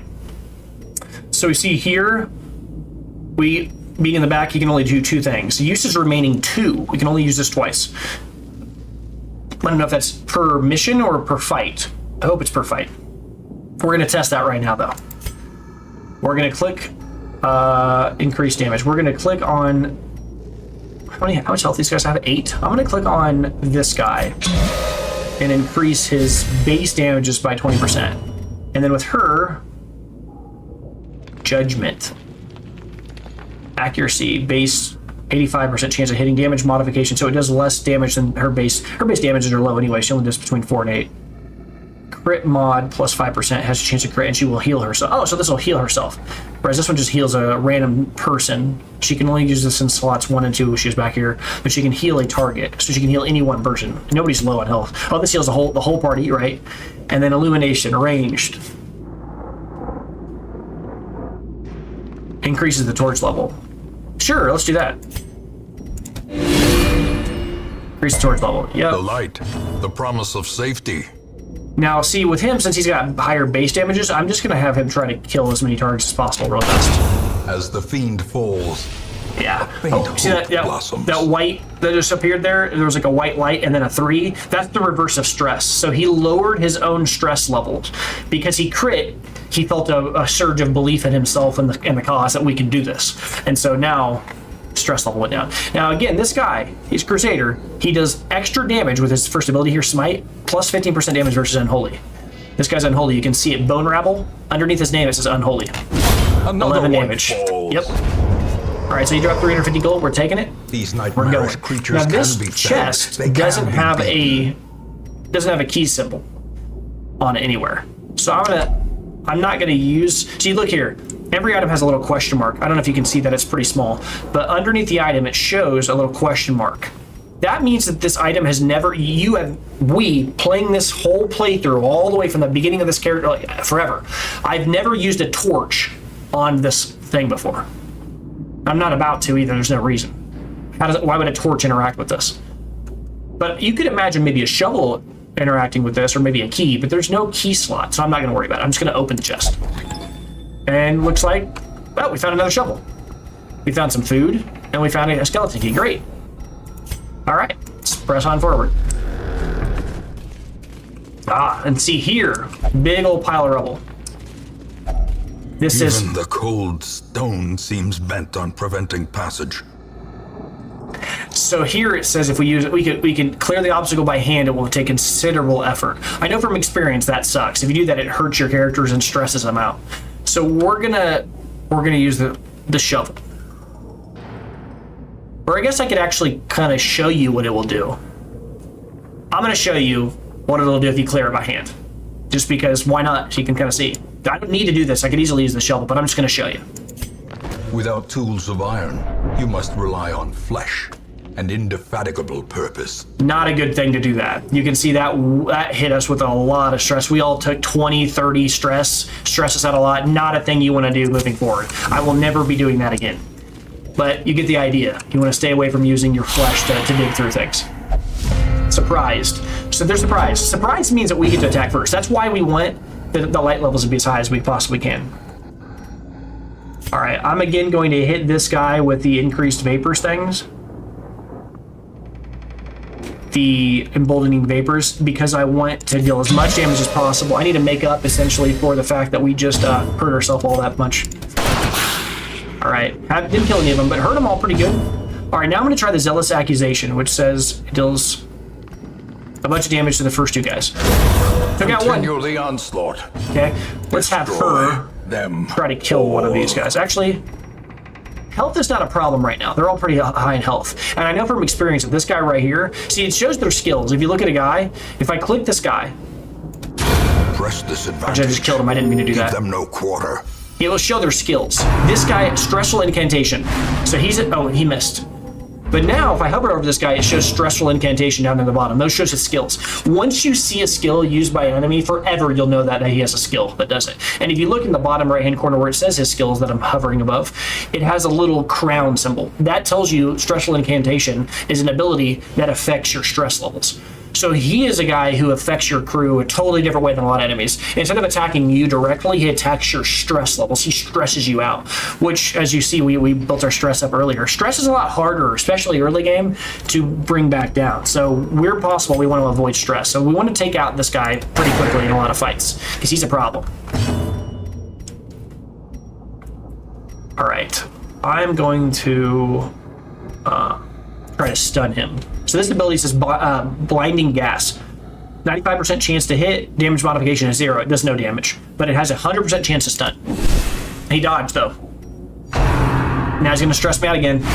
And he did, he had it for only 1, but the stress level up by 19. That is bad. Gotta avoid that. So we're gonna hit him, we're gonna try to hit him with a stun. Or a, I don't have a stun, do I? I don't have that ability. She does not have stun. I know she does have a stun ability, we just don't have it unlocked for her. All right, so she's just healing herself there a little bit, whatever. All right, I'm gonna try to clear these bodies so I can actually reach this guy. All right, so he is going to try to stun this guy. Oh, yeah, hit him that time, Stunned. Okay, so he won't be able to do anything now. Yeah, so his turn came up. He was stunned, and so it consumed the stun debuff. It's now gone. So he missed his turn because the stun is now, so he stunned him, and then his turn came up, and the game was like, oh, he's stunned, so he can't attack. And then now it says for the next round, he has 50% chance to resist all stun, so he can't be stun locked forever. The game is not like that. Now he looks unholy, but he's actually got skin. You can see he's a human. He's a cultist. So it's not a good idea to try to do certain abilities against humans.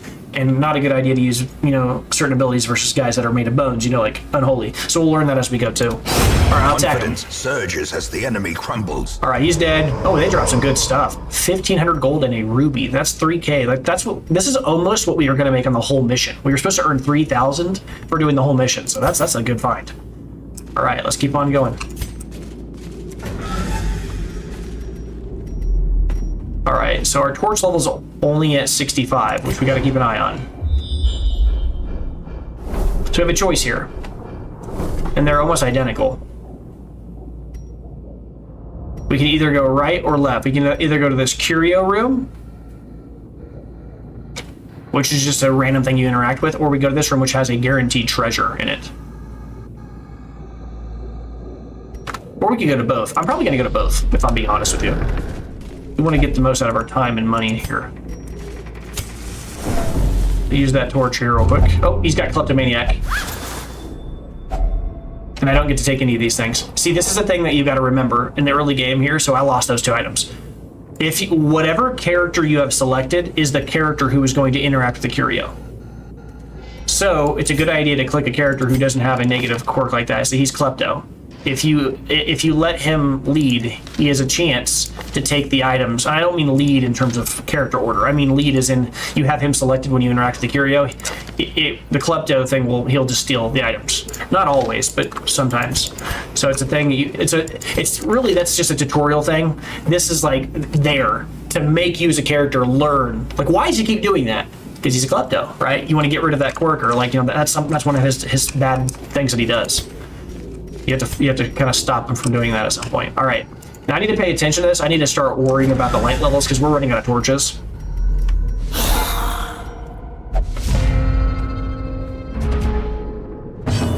All right, so here we're gonna just try to take these guys out as fast as possible. I'm not gonna play. Just try to kill them. Just kill them. We'll use a disorienting blast here on this guy. Oh, he dodged it. Nice dodge. All right, we're gonna have her, I think, start healing. None of these guys, from my memory, affect your stress. They don't look like they look like damage dealers. So I'm just gonna heal the party because our stress is probably not under any kind of fire here, and everybody could use a little bit of a top off here. Heal them all by one. Compassion is a rarity in the fevered pitch of battle. And then here, I'm just gonna have him deal as much damage as possible to as many targets as possible. It's the accusation ability or whatever it's called. Crit for 11. That's half my health bar. As soon as you stress us out from a crit, it's awful. Oh man, that hurts. Bro's almost dead. Death waits for the slightest Brutal. lapse in concentration. All right. Oh, they dodged. That's not good. Oh man. As life ebbs, terrible vistas of emptiness reveal themselves.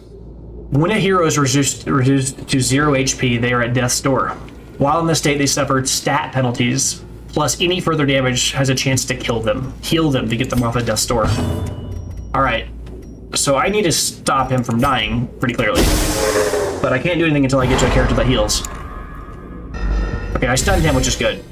Now she's got a chance to heal him, so I'm going to heal him, just this character. Healed him for 4, so he's off death's door. So even if he gets attacked, he won't just die. Their formation is broken. Now, a downside about Death's Door is it's not like a... Oh, man. She's in Death's Door, too. She's stressed out. Look how stressed these people are. Oh, my gosh.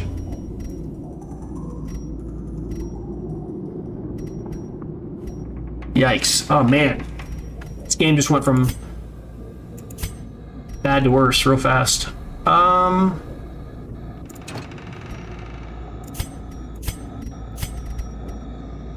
Okay, I got real quiet, didn't I? Just because I'm stressed out a bit now all of a sudden. No, he dodged it.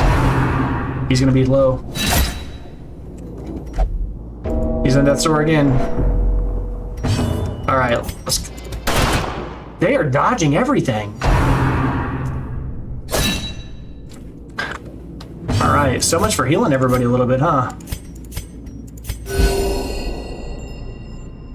But this keeps him from dying, that's all that matters. All that matters. He's not dead? Okay, this might work. Okay, we got one. Good. I'm gonna stun him and try to stick around a whole extra round to get some extra heals off. If I can do that, that would be great. Give us a heal. Yes, awesome. Okay, so let's go ahead and use this opportunity to heal one guy by a lot. Compassion is a rarity in the fevered pitch of battle. And then you can go kill it. Be gone, fiend. All right. So one of the things that's interesting about this game that's tough to explain is unlike, as I said, Final Fantasy and games that are similar on the surface, this game does not allow you to heal with spells. Like, her abilities are not accessible outside of fights. So I can't just start healing everybody because there's no mana system. So when people are like, well, why don't you, it makes no sense. I've heard a few people talk about how it's weird that in this game you can't use abilities outside of fights. It's like, well, if you could, then you'd have to introduce a whole other system for mana and things like that. And it's just not what this game's about. It's just not the creative decision they've made when they made the game. Now, one thing I want to say really quickly is how Death's Door works. Death's Door is like a forever thing in every mission. You only get off the Death's Door momentarily, but being so close to death will affect your guys for the rest of the mission. So Death's Door, he's less accurate for the rest of the fight, for the rest of the mission, does less damage, he's slower, and he has increased stress for the rest of the whole mission, which is awful. Now, from previous experiences, I know that this thing decreases stress if we use the right item on it. And in this case, the right item, yeah, Holy Fountain, if you use holy water on it, big surprise there, it will help them. I'm gonna use holy water on it. And I'm gonna select her because I know it decreases stress, but it also heals. Yeah. And see, now we can't see it right now, but the next time we see one of these and we interact with it, if we have a holy water, it will have a little icon that shows us that something good comes from interacting with that item. Now, I have a few choices here. I could backtrack, I could go and do this. Let me check something real quick here. This guy has a 50% or 90% chance to disarm. This guy has a 60% chance to disarm traps. I'll explain why I'm looking at this in a second. 50% and 60%, so it would really be this guy. All right, I want to disarm a trap to decrease his stress or decrease people's stress. This guy can get rid of traps. Traps on the map are these purple things. Now I'm gonna go back because I want to go through each of these rooms. I'm going back because I'm gonna go through that gold room that you see at the bottom of the screen. I'm gonna have to start using this guy's bulwark ability or whatever it's called. Bulwark, right? Bulwark of Faith. Because I want to start drawing attention to him instead of to our other guys because they're getting annihilated. The torch, the light is fading. The current light level, yeah, that's why I'm doing this, greatly affects the mechanics in the game. The darker it gets, the harder things are about to get, but the better the rewards will be.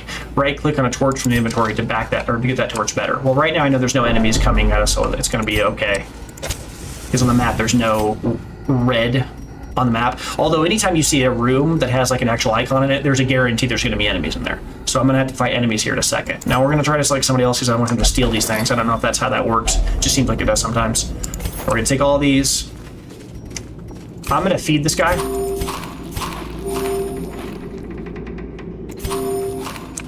Now that's not without cost, right? Because if I get what's called hunger checked, there's a random event that can happen where your characters will want to eat, and then you'll need to have 4 food with you. And if you don't, then your characters get really hurt. Kind of like what we saw earlier with the when I used I didn't use the shovel and I started to dig it with my hands, and and it really stressed us out. You got to be ready for those kind of events. So here we go. I'm gonna use my last torch, I guess here. Nah. Yeah. Should I? No, I'll be okay. I need that in case something really bad comes up, and I need a quick increase in my... So I'm going to try to use his ability. So I need to get rid of this guy's ability to stress people out. I'm going to stun this guy right now, because I can't have him stressing... Oh, and he dodged it. I can't have him stressing everybody out.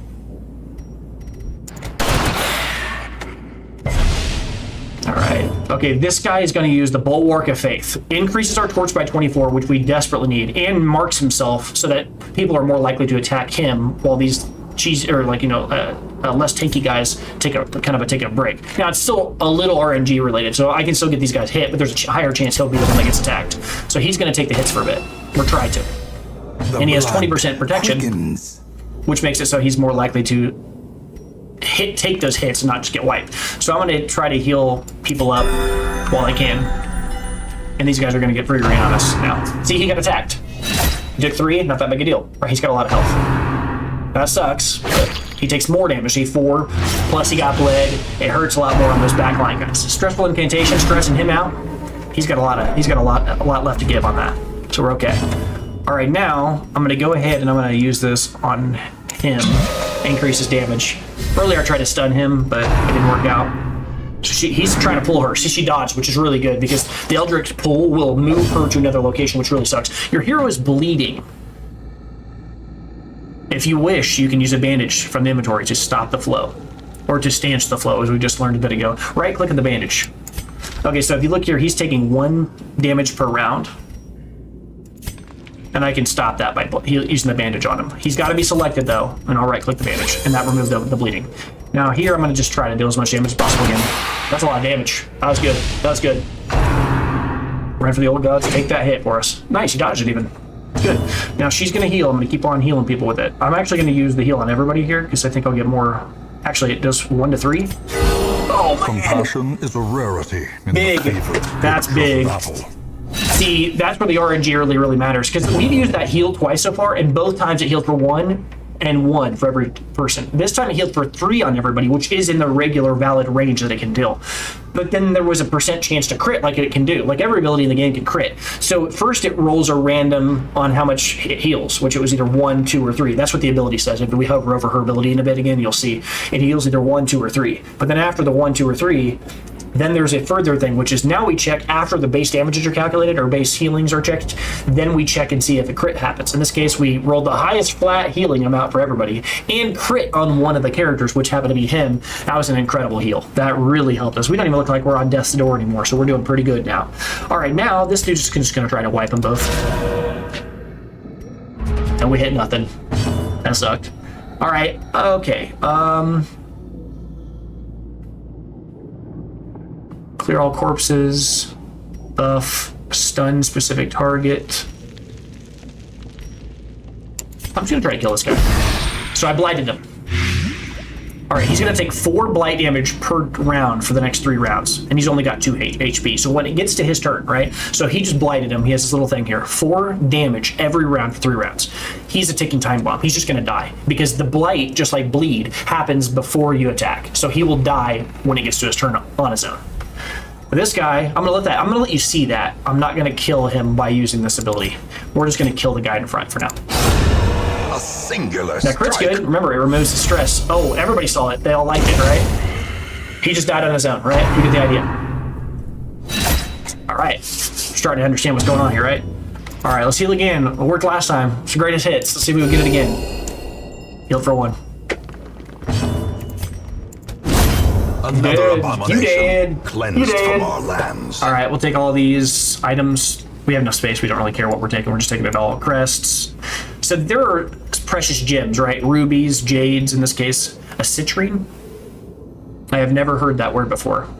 What is a citrine? I'm looking that up. Citrine. It's quartz. It's yellow quartz. Oh, all right, okay. I didn't know there's a special name for that. All right, but as you can kind of notice here, like this, each one of these is worth 250 gold, whereas this jade's worth 375, and then this ruby's worth a lot, 1250. So opportunity cost-wise later on, like if we had to choose which one we're taking home, that'll explain why I might drop one over the other if I don't show it. The busts, the crest, we want all this. Now the thing is, look here, this chest, there are no special interactions with it yet. Look underneath the every one of these items. If I click the item, say I click a person, like I don't want to take a chance that he steals, so we're gonna pick somebody else. If I click this item, you'll notice under every one of these symbols, under every one of these items, a circle will appear. If I click this, circles appear under most of them. Now there's question marks on all of them, but from previous experience, I know if I use a skeleton key or a key on a chest with big surprise, a key porthole, if I use it, the key unlocks a hidden compartment and you find better items in it. Now if you look here, there's a bust in here. We already have busts. We have 6 of those. Gold, we already have 225. If I go to take it, right, this won't stack on this because you can only hold 1750 gold in a stack. But this will stack on top of a stack that isn't quite there yet. I think the bust stack in 6s, so this won't stack on that. I'll have to create a new stack. And then Onyx, which gives 100 gold. This is better than the Jade and the Citrines. And then we continue on. And you'll notice here, I talked earlier about this. He's got a debuff, plus 10% stress for the next 1 round. Rounds are in a fight, but they're also by walking. We can get rid of that by just walking. So we're gonna walk. We're gonna get rid of it. It should just go away. It went away, yep. Now I've got him selected, you'll note, because on the map I see this trap coming. I know that because I'm staring at the map, but I also can see it. See this trap? When you get really close to a trap, if you look at this guy, get really close to a trap, you'll see this symbol appears.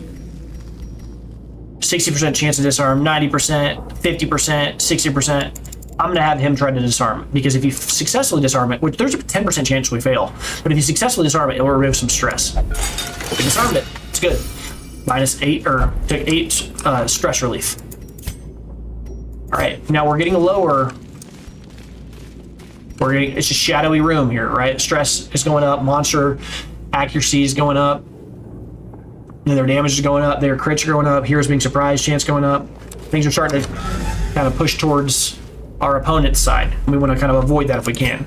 So we're going to strategically use this torch here soon, but I don't want to use it yet. I want to save it in case I get in a fight and I need extra help.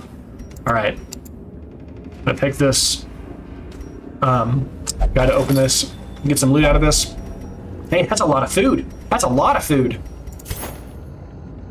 Okay, that means I haven't got randomly hunger checked yet. That means I have 16 food, and I only need 4 for a hunger check. We're gonna go ahead and just top people off. Yeah. Keep walking, keep walking. Keep walking. Hunger check. Random hunger check. The exertions of adventuring have produced a growing hunger among the party. Eat 4 food and regain 5% health across your entire team. Yep. And that took away 4. You gotta watch out for that, because that'll really mess with you. All right, so this is our last room that we have to go into, right? Because we had to clear 90% of rooms, and this should be 90%. Now I'm gonna go ahead and click this torch now, because if this is our last fight, I want to be as prepared as possible. Have as much protection as possible. Oh, we're good. Now, we have a choice. We can continue adventuring to try to squeeze as much value out of this dungeon dive as we want. And I'm going to do that because my guys are all topped off and they're healthy. I'm just going to push. See if I can't get it a little extra. Let's get a little extra. Oh, look. We do. We have a shovel. So we're going to use the shovel this time so we get to see what that does. No damage, no stress, nothing. As we should have done in the first place. All right, this room's gonna be scary. Can be found in the most tenebrous corners of this place. It's pitch black. They have the highest chance of wiping us now. This is gonna be a bad fight, but we're gonna try it out. That's why I wanted to do this. All right, now I'm gonna try to hit them with poison, which I did. I hit him both, which is really, really good for us because he's already half wiped now. Tempting Goblin is a lot of stress damage, so this is probably going to put him over the edge. He hit 100% stress, so now he's going to become irrational. This is when a character becomes like crazy. Reeling. This isn't good, right? This is a bad thing for us. He's afflicted. When heroes can't take the stress anymore, they become afflicted. This manifests into different kinds of behaviors and stat changes. Afflictions last until you send them to treatment in town, unless you can reduce them to stress 0 after quest or during the quest. All right, so she's going to try to kill some people here. I'm actually gonna. I have the ability to increase the torch level a little, and we're gonna do that now. So she should increase the torch level here. That's why I did it, was to get this torch a little higher. I'm just gonna have him try to kill people as fast as possible. All right, that guy's dead. Now, that didn't deal as much damage on the front side, but now he has higher damage the rest of the fight. We got to get through this. So, okay, so this guy's going to be, I'm going to make him protect everybody by making himself the target of focus. But I'm also going to use this because it will increase our torch by 24. Right, we're increasing the light levels and increasing the chance that we survive here. Yeah, made him poison himself out. That was all this guy doing that. All right, now we're going to try to stun someone. Or actually, no. Let's just make this guy do as much damage as possible. Invigorate him. He's already got his own buff up 12% damage for the rest of the battle. Let's give him an extra 20% on top of that. So the two of them together give a huge steroid. So he's got this little yellow arrow on top of the blue one means he's got more than one buff on him. So he's stressed out, and he's going to start stressing other people out. And you can see how this becomes like, he said something because he's irrational, and everybody else heard it, and they were like, dude. And now they're more stressed out. Okay, so we're going to Grape Shot Blast, and this should deal a lot of damage, because look at my base damages are higher now. Now he dodged, that sucks, but that's 10 damage across 2 bodies. That's nothing to shake a fist at. Or, you know, whatever. Another irrational complaint. Scrape out that wound, put it in a jar for like some weird, what are you talking about? All right, now I'm gonna have her heal the team. That's her job, she's just healing. Okay, critting is great. Release some stress. Okay. I'm just gonna try to hit the guy, Annihilated. the big boy. That was really good. That was really good. That's that extra damage to unholy people. Oh, look, he's freaking out again. I need to stop. I accidentally clicked through that. All right, so he's going to try to stun a guy out. Let's have him stun this guy. Okay, we stunned him. Cool. And then if that's the case, I'm going to try to kill the guy that's not stunned. We're just going to shoot him. Now, this guy doesn't get to move, and that gives us another turn to heal up here with her. So she will heal everybody again. 3's good. Okay, yeah. Health is not a concern for the rest of this fight. All right. So we defeated the dungeon. We got the last guy dead. Quick, staunch the... See, staunch the bleeding. Instead of stance the bleeding. It said staunch. As victories mount, so too I'm not will imagining it. He resistance. did say staunch. I was pretty sure that was the right way of saying that. You can say both? That's weird. All right, so we're going to interact with this. Look, again, a chest with a hole in it. So we already know. Watch this. We're going to see this. We're going to learn this now. If I interact with this chest, I can see... Oh, it doesn't show it. What? Maybe it only remembers it after the mission.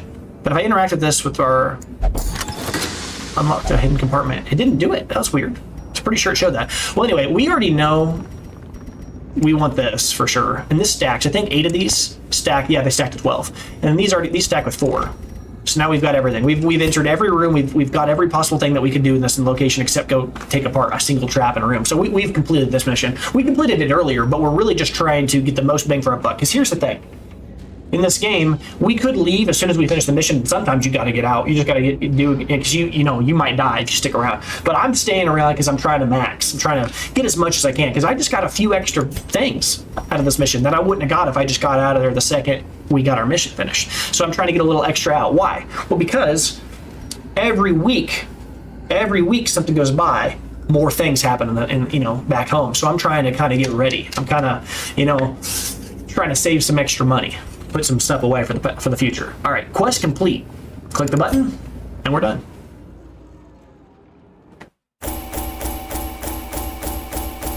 Reminds me of an old school arcade. You're just seeing your score go up. All the things that we collected. Now, in the future, we can just click next to skip this like this. But just kind of show you what it does. Quest reward. So we're getting 3,000 gold for finishing it, plus all of this treasure that we already collected. We're getting 4 crests plus all the stuff we collected on our own. And then we're also getting this dodge stone. So that's an item we can carry with us in the future. So it's just a common item that will make it so that if we wear it, that person has an extra 4 chance to dodge. Whatever that number means, just increases on top of their base. It also makes them slower for what that's worth. Just makes them attack in a slower order. There's whatever. Next. Okay. These guys leveled up. These 2 did not level up, but they have now 4 out of 8 to get to the next level. These guys have 2 out of 8 to get to the next level. Experience.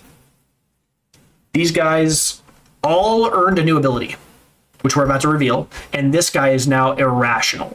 So we need to leave him alone and not bring him with us, because if we do, he's going to really stress some people out.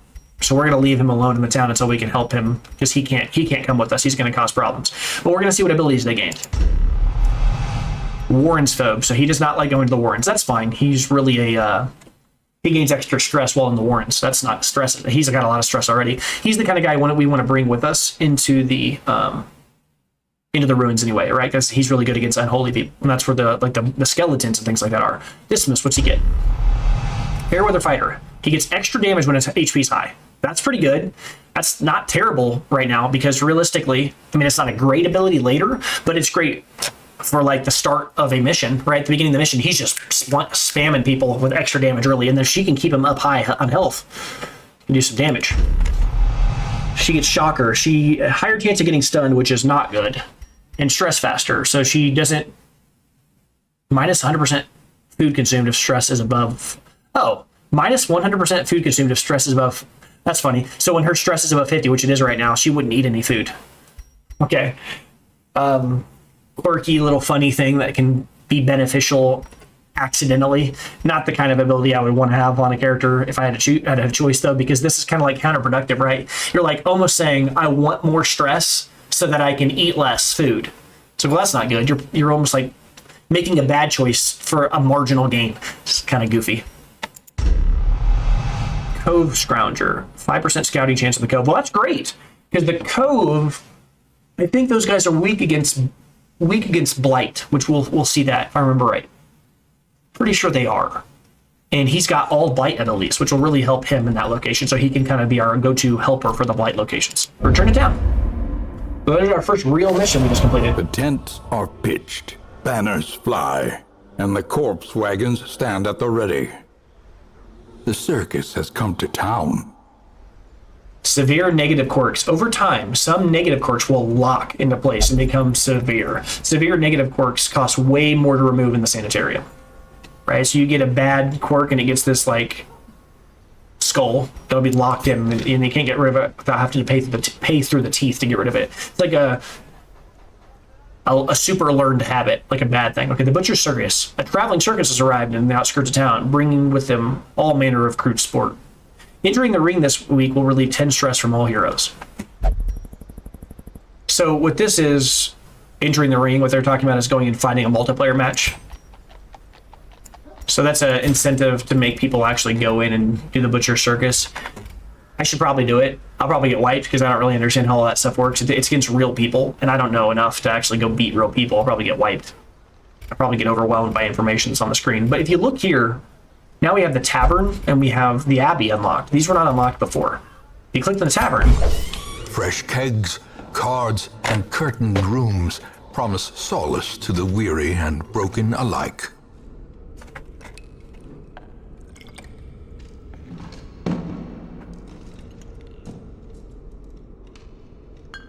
Hold on here. Wait, what is this first time chat? Viewers. Oh, some folks commented. Sorry, folks, if you're still here, I'm not actually sure how that works. I'm still learning how some of this streaming stuff works. So, see some random comments for some people. I don't know what all that means. All right. Yeah. Cool. We'll figure out environmental douche EQ. Okay. All right. SMM hype 13.re, like dot Russian? So like a domain name? All right. Anyway, so let's go in here and see what we've got here. So stress relief. Heroes relieve stress by taking part in activities at the tavern and abbey. Each activity has different side effects. Experiment to find the best one for each hero depending on their quirks. Committing a hero to an activity locks them in activity until the next week, so you can't use them, right? So if you have them go hang out and drink some alcohol or whatever to kind of calm back down or relax, they're not going to be accessible for that next round of going to the dungeon. They're going to take a week off. Yeah. And you look here, there's a bar, a gambling hall, and a brothel. Drink your cares away, the thrill of winning, pleasures of the flesh. All right. And you look here, this window, I think, means that I can, put a person there. Well, this is red X. Oh, right, because he's God-fearing. In town, he only prays for stress relief. He will not drink. He will not go to the brothel. He will only go to the abbey. The cobwebs have been dusted, the pews set straight. The abbey calls to the faithful. And if I'm right, then pray to a higher power trends. He will only do this activity, right? Yep. Cool. And we're going to need to send them there because these guys are brutally stressed out right now. And part of that is kind of because I made the choice to dig with the shovel, or with our hands instead of the shovel, to kind of show how the interaction works when you don't use the shovel. Like, the reason why you need to bring shovels is because if you don't, then you're going to have to dig through those random, like, giant rubble piles with your hands. And it's just a huge stress check. You don't want to do that. But let's go and see what new people have showed up this week. because that's what we really need. We need some people to relieve these guys. 3 new people. Oh my god, they're all these people. Fast healer, photomania, zoophobia, extra stress against beasts. That's not great. Fast healer, plus 10% healing skills while camping. It's not her regular healing. It's not exactly what we're looking for. Photomania, minus 20% stress if the torch is above 75. That's fantastic. Yeah, so as long as our torch is high, she doesn't take stress. So like you're being incentivized to keep the light levels high, which is already good, right? She increases the torch levels with her own abilities. You take less stress and you get hurt less when you're at higher torch levels, and she would take less stress because she's at a higher light level because of the scoring. This is great. Photomania is probably one of the best things you can roll early game. We're definitely taking her. Is that her? No, it's the wrong girl. It's just this one. Romay? A sister of battle, pious and unrelenting. Man, our team is literally just Vestals. Resilient, fair weather fighter. 20% damage if health is above 99. We know this one. Resilient. Plus 10% stress heal received. But we don't have anybody that can heal stress. This is essentially like irrelevant right now. Sickly. Disease resist. Okay, well, we haven't seen anybody that gives us disease. We don't care about that. Well, we're taking all these characters anyway, because they're all free to take, and we have so many roster slots. We're just going to take them. A sister of battle, pious and unrelenting. Now, this is a new class here. So, Center Pont. So we're going to right-click her and look. She's got Hot to Trot and Luminous.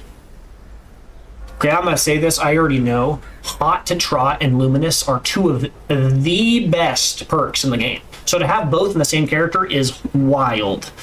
Hot to Trot makes you have higher accuracy the first round, higher damage the first round, and higher chance to crit in the first round. And I know what this character does. This character does a lot of damage really quick. She's kind of like if you played like League of Legends, she's kind of like your Vayne character.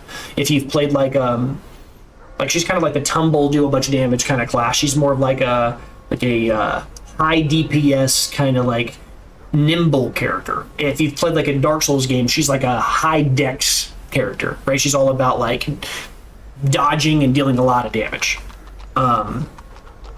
If you played like a RuneScape game, she's like a ranged character. She's not a magic. She's not like a melee. She's a ranged class. She's But anyway, Hot Trot's wild. That's a really good ability. The Luminous plus 2 speed for the whole game and plus 5 dodge flat. Just flat out, and she's already a dodge seeking class. This is a great character. If I can keep her around, she's going to be good. Now let's look and see what she's got here. The yips. Minus accuracy, that sucks. She has minus 5% accuracy in all of her abilities. We're going to have to take care of that at some point. And she steals stuff just like the other guy does, Radels. Well, okay. That sucks, but we like her. We still like her because she's got some really good base abilities. To those with a keen eye, gold gleams like a dagger's point. Okay. Well, that gives us a good starting roster to move forward. And then what we're going to do is we're going to go and do a butcher's circus, I guess, to try to clear some of this stress off of these guys. I'm probably going to get wiped, guys. Let's see how this goes. Cannot connect to game. Please update the game. Oh. Well, I guess I can't do that right now. I'm going to have to check and see why I can't do that. Continue? A traveling bacchanal. A debauched contest of survival. The butcher's circus is all these things. And more. You can go to the circus to fight multiplayer battles. It is completely independent from the estate. So it's like a whole separate thing. It has nothing to do with the base game. It's more like a for fun fight thing. Your heroes and trinkets in the circus are separate and will not impact your single player progress. So again, this is like an isolated thing. It's almost like when you're playing like The Witcher. It's like Gwent, right? It doesn't really affect the main storyline. I say that I haven't played The Witcher or Gwent. I know them. I'm familiar with them. I had friends that played those games. But it kind of gives you an idea what I'm referring to. It's like a mini game inside the game, right? But it does teach you systems that you might not learn about otherwise. Progress you make in the circus, including your rank, banner design, and rewards that you unlock, they will carry over to other campaigns as long as you are logged in the same Steam account. Okay. Ranking board and history. Dueling grounds issued challenges. The ring find a match. There's like a prize box. Okay. Banner design. Must have a connection to to access this. Do not be hasty in the assemblage of your contestants. Victory and defeat can be decided here. All right, heroes in the circus are separate from those in the single-player campaign. They have different skills and different effects suited for the unique rules of the ring, and they will not disappear from your roster if they are killed. Left-click on a hero for quick access to their stats, their skills, and their trinkets. Right-click on a hero to see more detailed stats, change their appearance. Drag heroes to the slot on the slots on the bottom of the screen to form a team. Okay, yeah, sure. So these are all the characters you can pick. This almost reminds me of like old school Mortal Kombat. Like you got a roster of dudes. Like, hey, there's your Scorpion, right? I guess this would be Ermic. All right. What do I want to do here? I'm still thinking about Mortal Kombat characters. Maybe this would be Cabal. Anyway, that's some old references there for those of you who know who those characters even are. Now, looking down here at the bottom here, these are my regular guys, right? No, these aren't my regular guys. They just happen to be the classes that I would have been familiar with. Okay, cool. So you right-click on them. Gladiator helmet? Okay.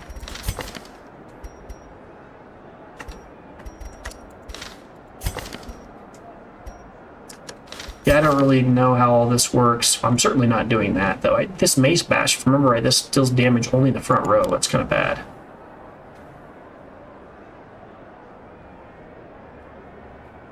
Hand of Light.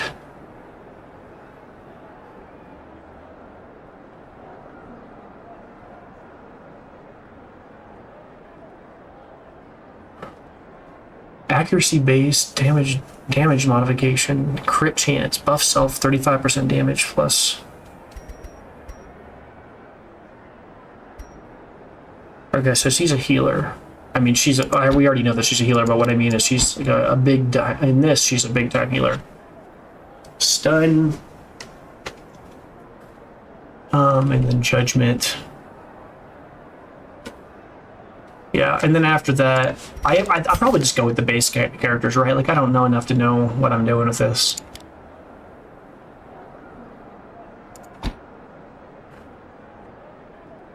Debuff target, minus 20 accuracy. Well, he's not going to be stabbing anybody, so let's go, like, maybe Disorienting Blast? I don't know. It seems okay. I don't know. This dude...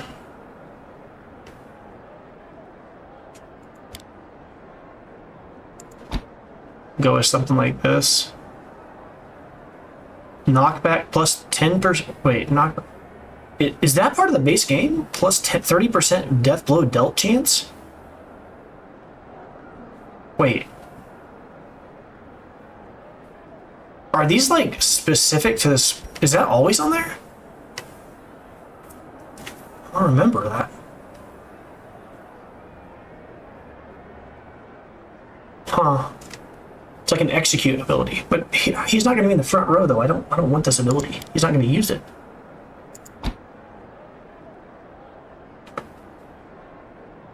Okay. I think this is probably fine.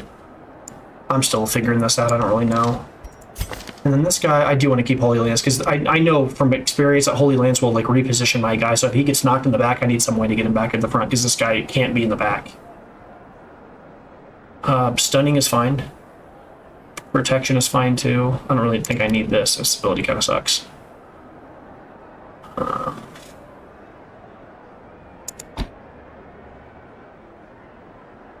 let's go something like this.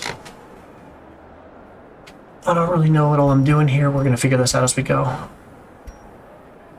Oh, that's a melee ability, so he does more damage from melee skills. So we don't want to use Zealous IQ. Yeah. Need to pay more attention to their abilities. What does this do? See, just flat out damage and accuracy, so that's all fine. What does this one do? Extra stress damage, plus 20% stress dealt. You don't do stress damage. Doesn't make any sense. Plus 50% stress dealt. Blight chance is increased. Okay, so he's... I mean, I already know he's focused on Blight, but he's, like, really focused on Blight with this build. Oh, this is inflict stress. This has got to be unique to this mode. I've never seen... I don't remember him inflicting people with stress. I don't know. I'm just gonna go and we're gonna fight. You're currently offline. You'll be matched against non-human components and will not earn rewards for this match. Are you sure? I don't know how to go online, so yeah, we're gonna do it offline. The rabble I guess. fills to the spilling of I thought I would be blood. online. I'm already online on my phone, on my computer, so I don't understand how that works. Maybe I just didn't. And it said something about like I need to update the game or something. I don't know how that makes any sense. Oh, it's the flip of the coin. Who goes first? I see. It's a fickle thing. But I understand what it means that like that I'm not online. I'm clearly online. Sheathe your blades. Oh, okay. Because we're going second, we get a dodge modifier. Reeling, about to break. What is that? Heat of battle. The torch just burns out. Select a hero. The heat of battle. If the torch burns out, the current player passes their turn. Hold to activate the hero. What the hell does that mean? Okay.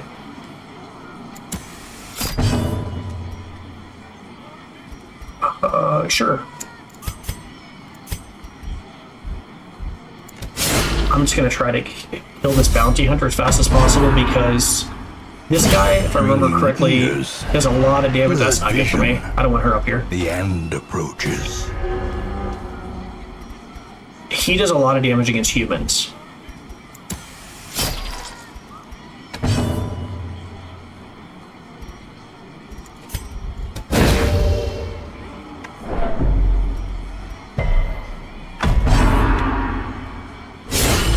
Death waits for the slightest Brutal. lapse in concentration.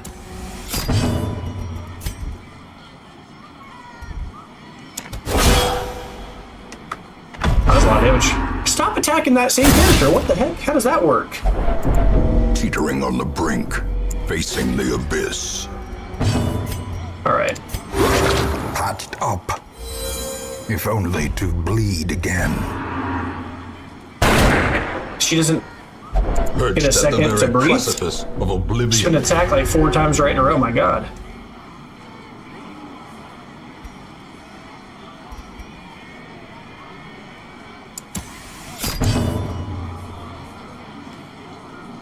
Clear horror. These abilities do more than they normally do, and this is throwing me off. Alright, they stopped attacking for a second here. Okay, sure. Attack the guy who's a tank. I'm fine with that. Alright. Here we're going to give this guy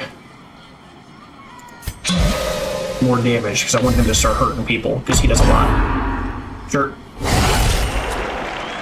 Critting for 20, like that's 2 crits in a row that guy's got. Can we relax, please?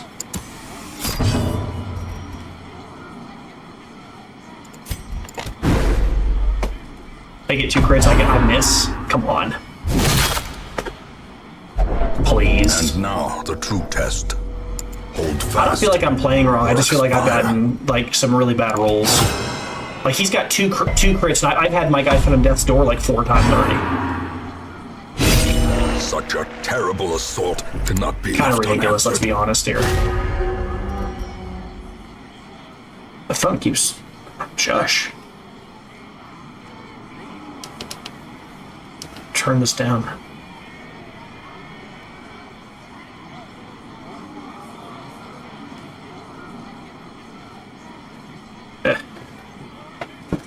Alright.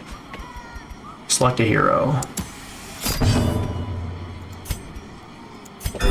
Heal him up.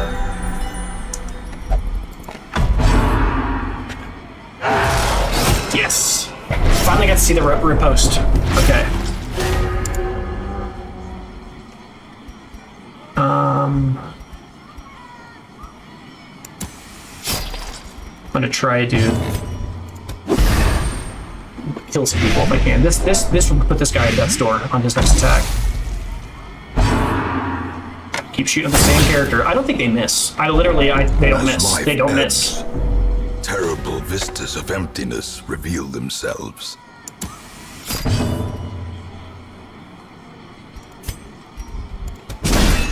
Stun. Doesn't hit. This is no I mean, what can you do? Like, I feel like they hit everything. I really do not understand how I'm supposed to. The mob rallies. I've been crit like 6 times. I mean, seriously. I'm not joking when I say I know I've been hit crit twice, but I might have been hit crit 3 times. They were hitting for 24s on this dog hit for 24 twice. I'm like, okay. I mean, what do you do?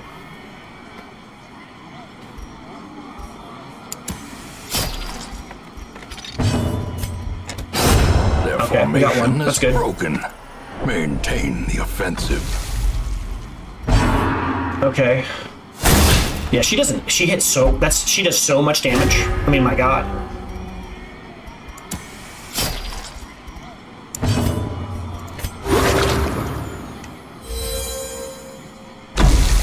A hand's breadth from becoming unwound. He's on death's door. Oh, he's healing himself. That's annoying. Okay. Sure. Healing everybody for 7 is pretty good. I should have done that earlier. I didn't realize how much that heals for. Because I'm still thinking about what we dealt with earlier. Like how low the healing was in the previous mission where I was healing for 1. Alright, so he's going to heal through all this. So I'm basically going to need to ignore this for a bit. Let's go ahead and try to put as much damage as we can. I'm not getting any blood. I'm not getting lucky with my bleed stacks. It's unfortunate. The will to fight falters.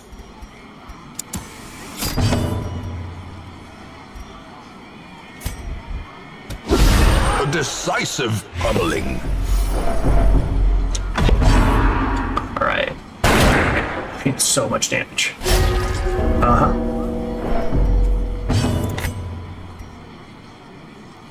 Make sure I heal everybody and don't do this incorrectly. Alright. Alright, so he's at death door, but it doesn't really matter. He's just gonna keep licking himself, it looks like. So maybe if I can keep that guy on death's door by continually throwing this plague grenade on them, gonna put them in a bad spot. Because he keeps going down. He's taking plague. Yeah, he's going to 0 over and over and over and over again. Oh, he's gonna try to kill her. 23 damage? Like, what are we doing?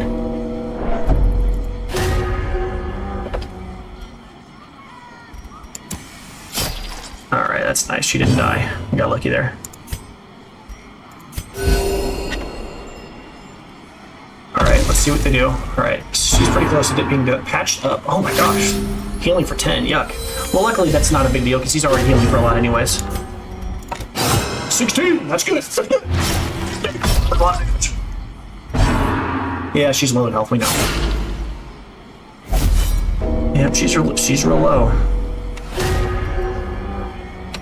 Did she survive? Oh, she survived it. Crazy.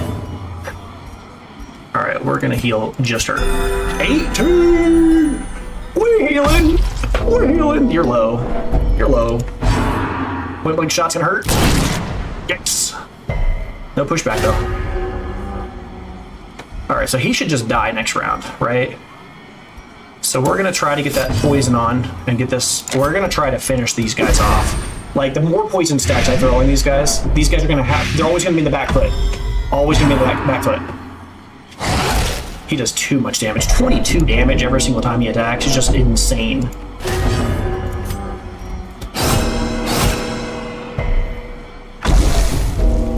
Okay.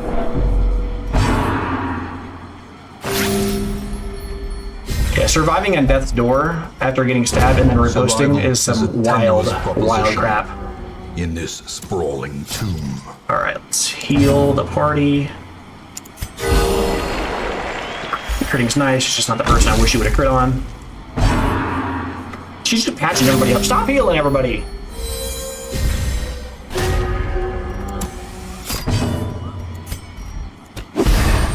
I'm poisoning these guys, it's just not.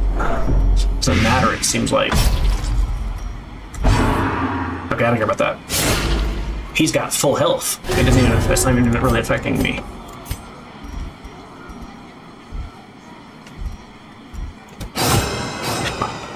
Alright, he's on death's door, and he's bleeding. That's really good. That worked out really well. Alright, that one's hairy. quickly the tide turns. Yep, crit's pretty good.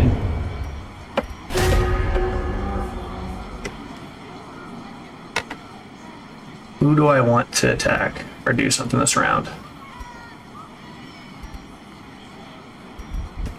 So you're gonna be poisoned out. I don't even know what to do here. Oh, this is stressful.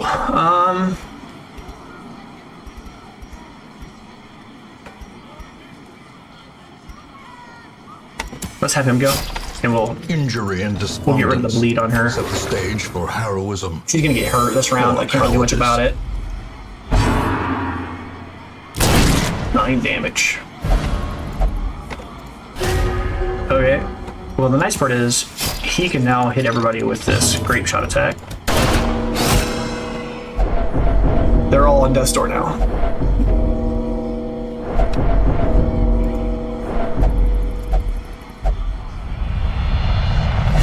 Irrational. All right. Reeling, Okay. gasping, taken over the edge into madness. Death's door. Exposed to a killing blow. Oh, her not having the ability to attack is literally brutal. Oh, he doesn't want to be healed.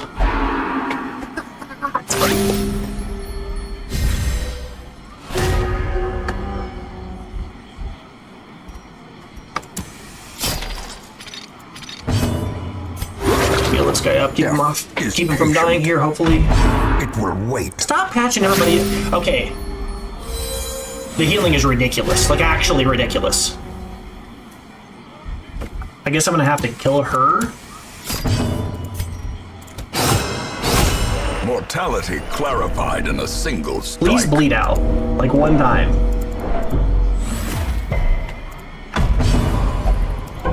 Oh, we passed. Alright, that's good. This is brutal.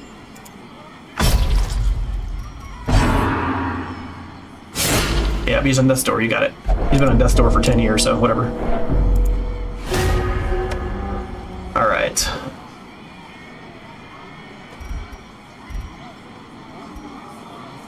Does he? Can he like?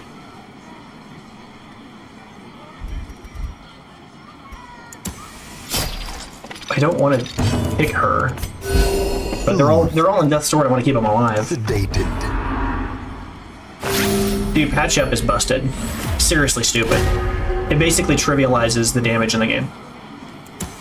I want to kill her, but I can't kill her. I just don't seem to be able to hit her.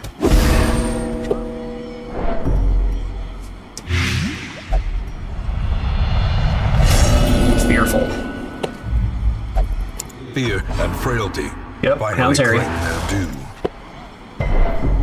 So he's at 100 stress, she's at 100 stress, so both of them are 100 stress. That's terrible. Selfish, sure. Self-preservation is paramount at any cost. Unlucky rolls here, man. Yeah, whatever. Ooh, that's good damage, though. Yeah, sure. He was already at 0 health anyways. 20 doesn't matter. Alright. Oh. Well, that's terrible. Might have just lost my gunner. Right, infinite healing on patch up. Absurd ability.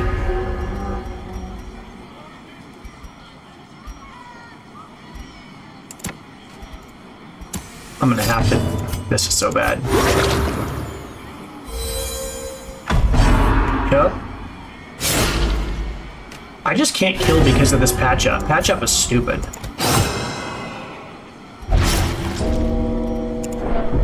I can't hit her. I literally just can't hit her. A dizzying blow to body and brain. I don't know how I'm supposed to kill them. Because for whatever reason, I've got all the bad modifiers. I literally just can't hit her.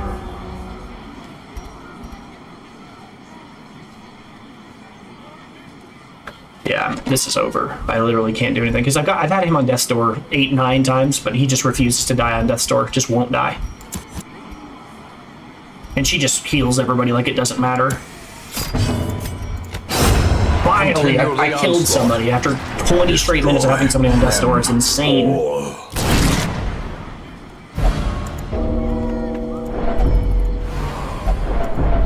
Sure. Everybody's irrational, whatever. All right, now.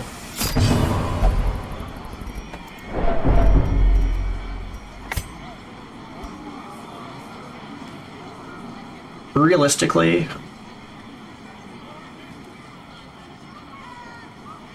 I think I need to keep him alive more than her. As much as I don't want her to die. Oh. Cool. Got lucky. Got really lucky, actually.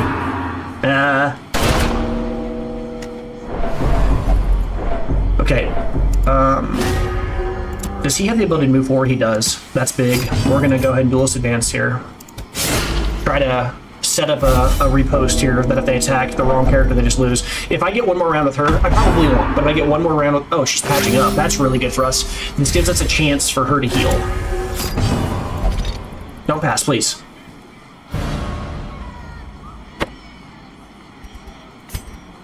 So she moved herself, so I didn't get the chance to do the ability. Oh yeah, these guys only get one ability, one move. That's huge. Okay, so we're in an okay spot here for the next round. Because I'm set up with a road post here, I'm kind of in an okay spot here. That I don't care about at all. Hitting the guy with the most health doesn't affect me here. All my guys are getting close to having heart attacks, which isn't something I really talked about, but when you get to 200, your guys have heart attacks, which is really bad. I feel like this is something that maybe not the first round of the very first match. I should have showed this on video, but there was an incentive to come here. I came here specifically because the game said that it would remove 10 stress from all my real heroes back in the, regular game if I came here and fought against, a human or a computer or whatever. So that's why I came, even though I knew it was going to be super stressful. This is way harder than the stuff I'm ready to. This is a lot. It's stressful. All right, let's heal everybody up real quick here. Oh, I haven't selected it. Okay, so heal everybody. That's nice. Aim shot. It's gonna hurt. Yep, take her to 0. All right, now this guy. I'm gonna have you heal her. I'm doing this because he's got a riposte on it, and I don't want to deal with that right now if I can avoid it. Oh, you attacked and I didn't tell you to. It's actually probably okay, because the part of the problem is he can't reach her, but now he'll be able to actually hit her. Oh yeah, riposte. All right, she's on death's door. That's good. I might be able to win here. I just need to heal my people, and then I'll probably just win. I get to heal. Okay, heal yourself. She's in the back, so she can do a lot of healing now. 34! That's great! That was a big heal!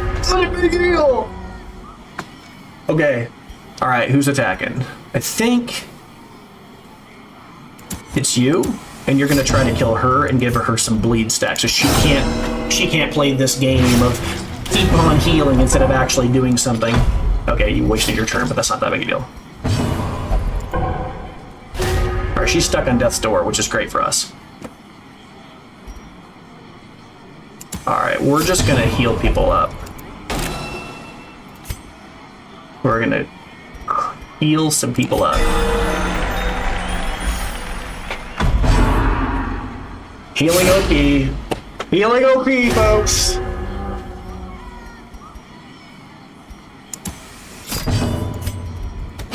Press disadvantage.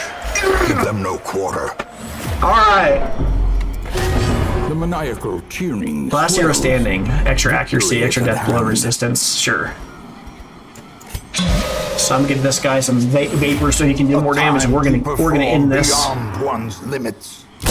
Alright, you hit for 23. Yeah, he's gonna hit for a lot because they're trying to make it epic or whatever. That's fine. Alright, now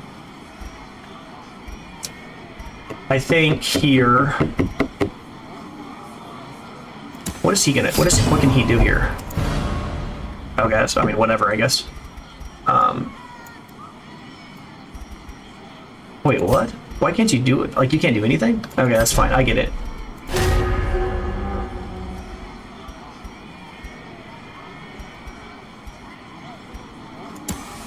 Alright, he's gonna get riposted on, and then I'm gonna heal him.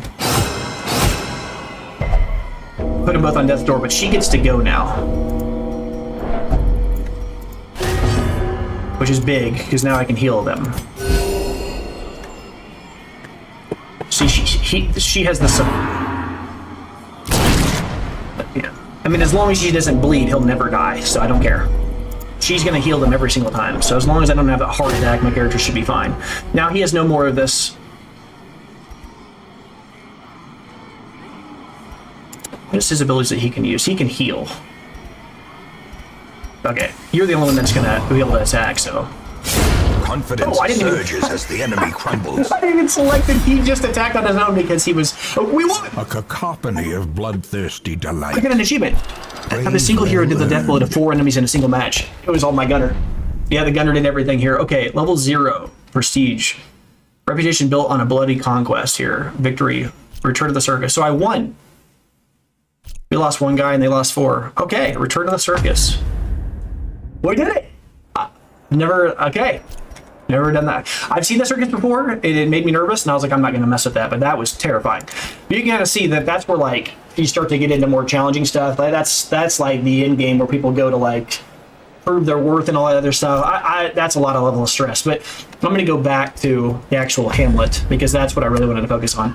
So all of my heroes had some stress removed from them, which is why I did that. But that gave you kind of an idea what that's all about. I probably won't be doing any of the Butcher Circus, I'm going to be honest with you. That's not why I'm here. The reason I wanted to play this was because I wanted to play the main storyline. But that gives you some ideas about how that mechanic works. If you're interested in multiplayer stuff and combat, I was looking online, and there's like 3,000 people on this game right now. If you go to like the Steam DB website and go check and see like how many people are online, people are really into this game. There's a lot of people on the multiplayer side of things. I just couldn't get into it. It wouldn't let me do it. It said like I wasn't connected or I wasn't online or something. I'm not connected to a server. I don't know what that's about. Usually, when I played this before, as you can see, this little stagecoach is super close to the Butcher Circus. So it's a common thing. I accidentally come down here and I go to the bottom left-hand corner. I try to click on the stagecoach. And like, look how I'm on the stagecoach. I'm literally on it. My mouse is on it, and I'll hover over the Butcher Circus. So it's pretty common that I accidentally click this. And it never gives me this warning that I'm not connected to the server normal. I've never seen this before. I don't know what that's about. So, but either way, it worked. We were able to lower our stress overall, which is what we wanted to do. We kind of wanted to get a little bit of that stress off our guys, because having high stress early game is pretty tough. And we really needed some relief, because I kind of did that shovel thing just to kind of show you what that's all about. But either way, I'm gonna stop here for now. I'm gonna cut, and I'm gonna come back in a bit.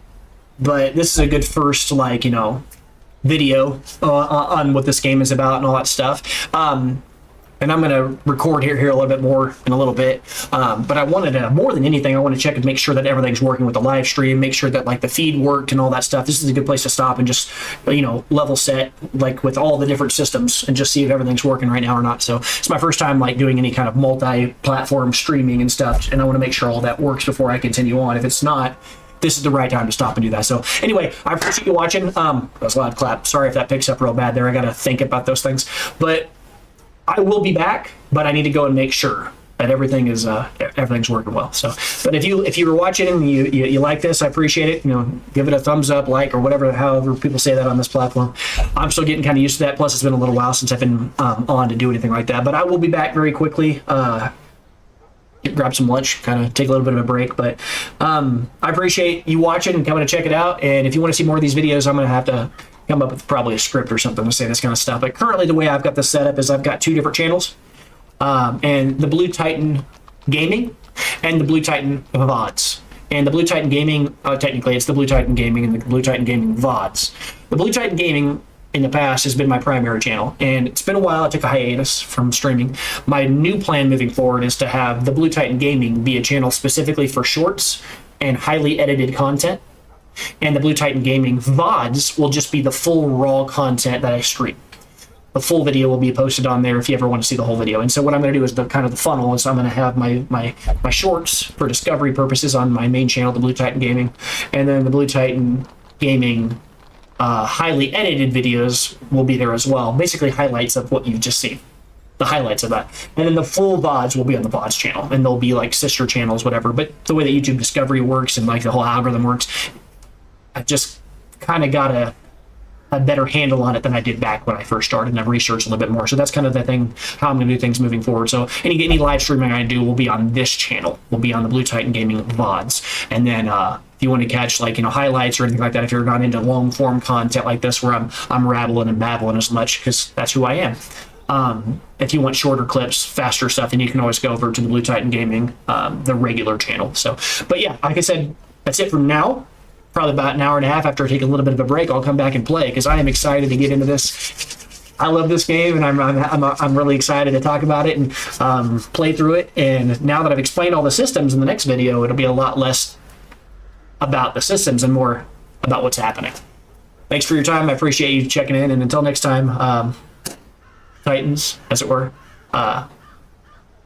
keep it real.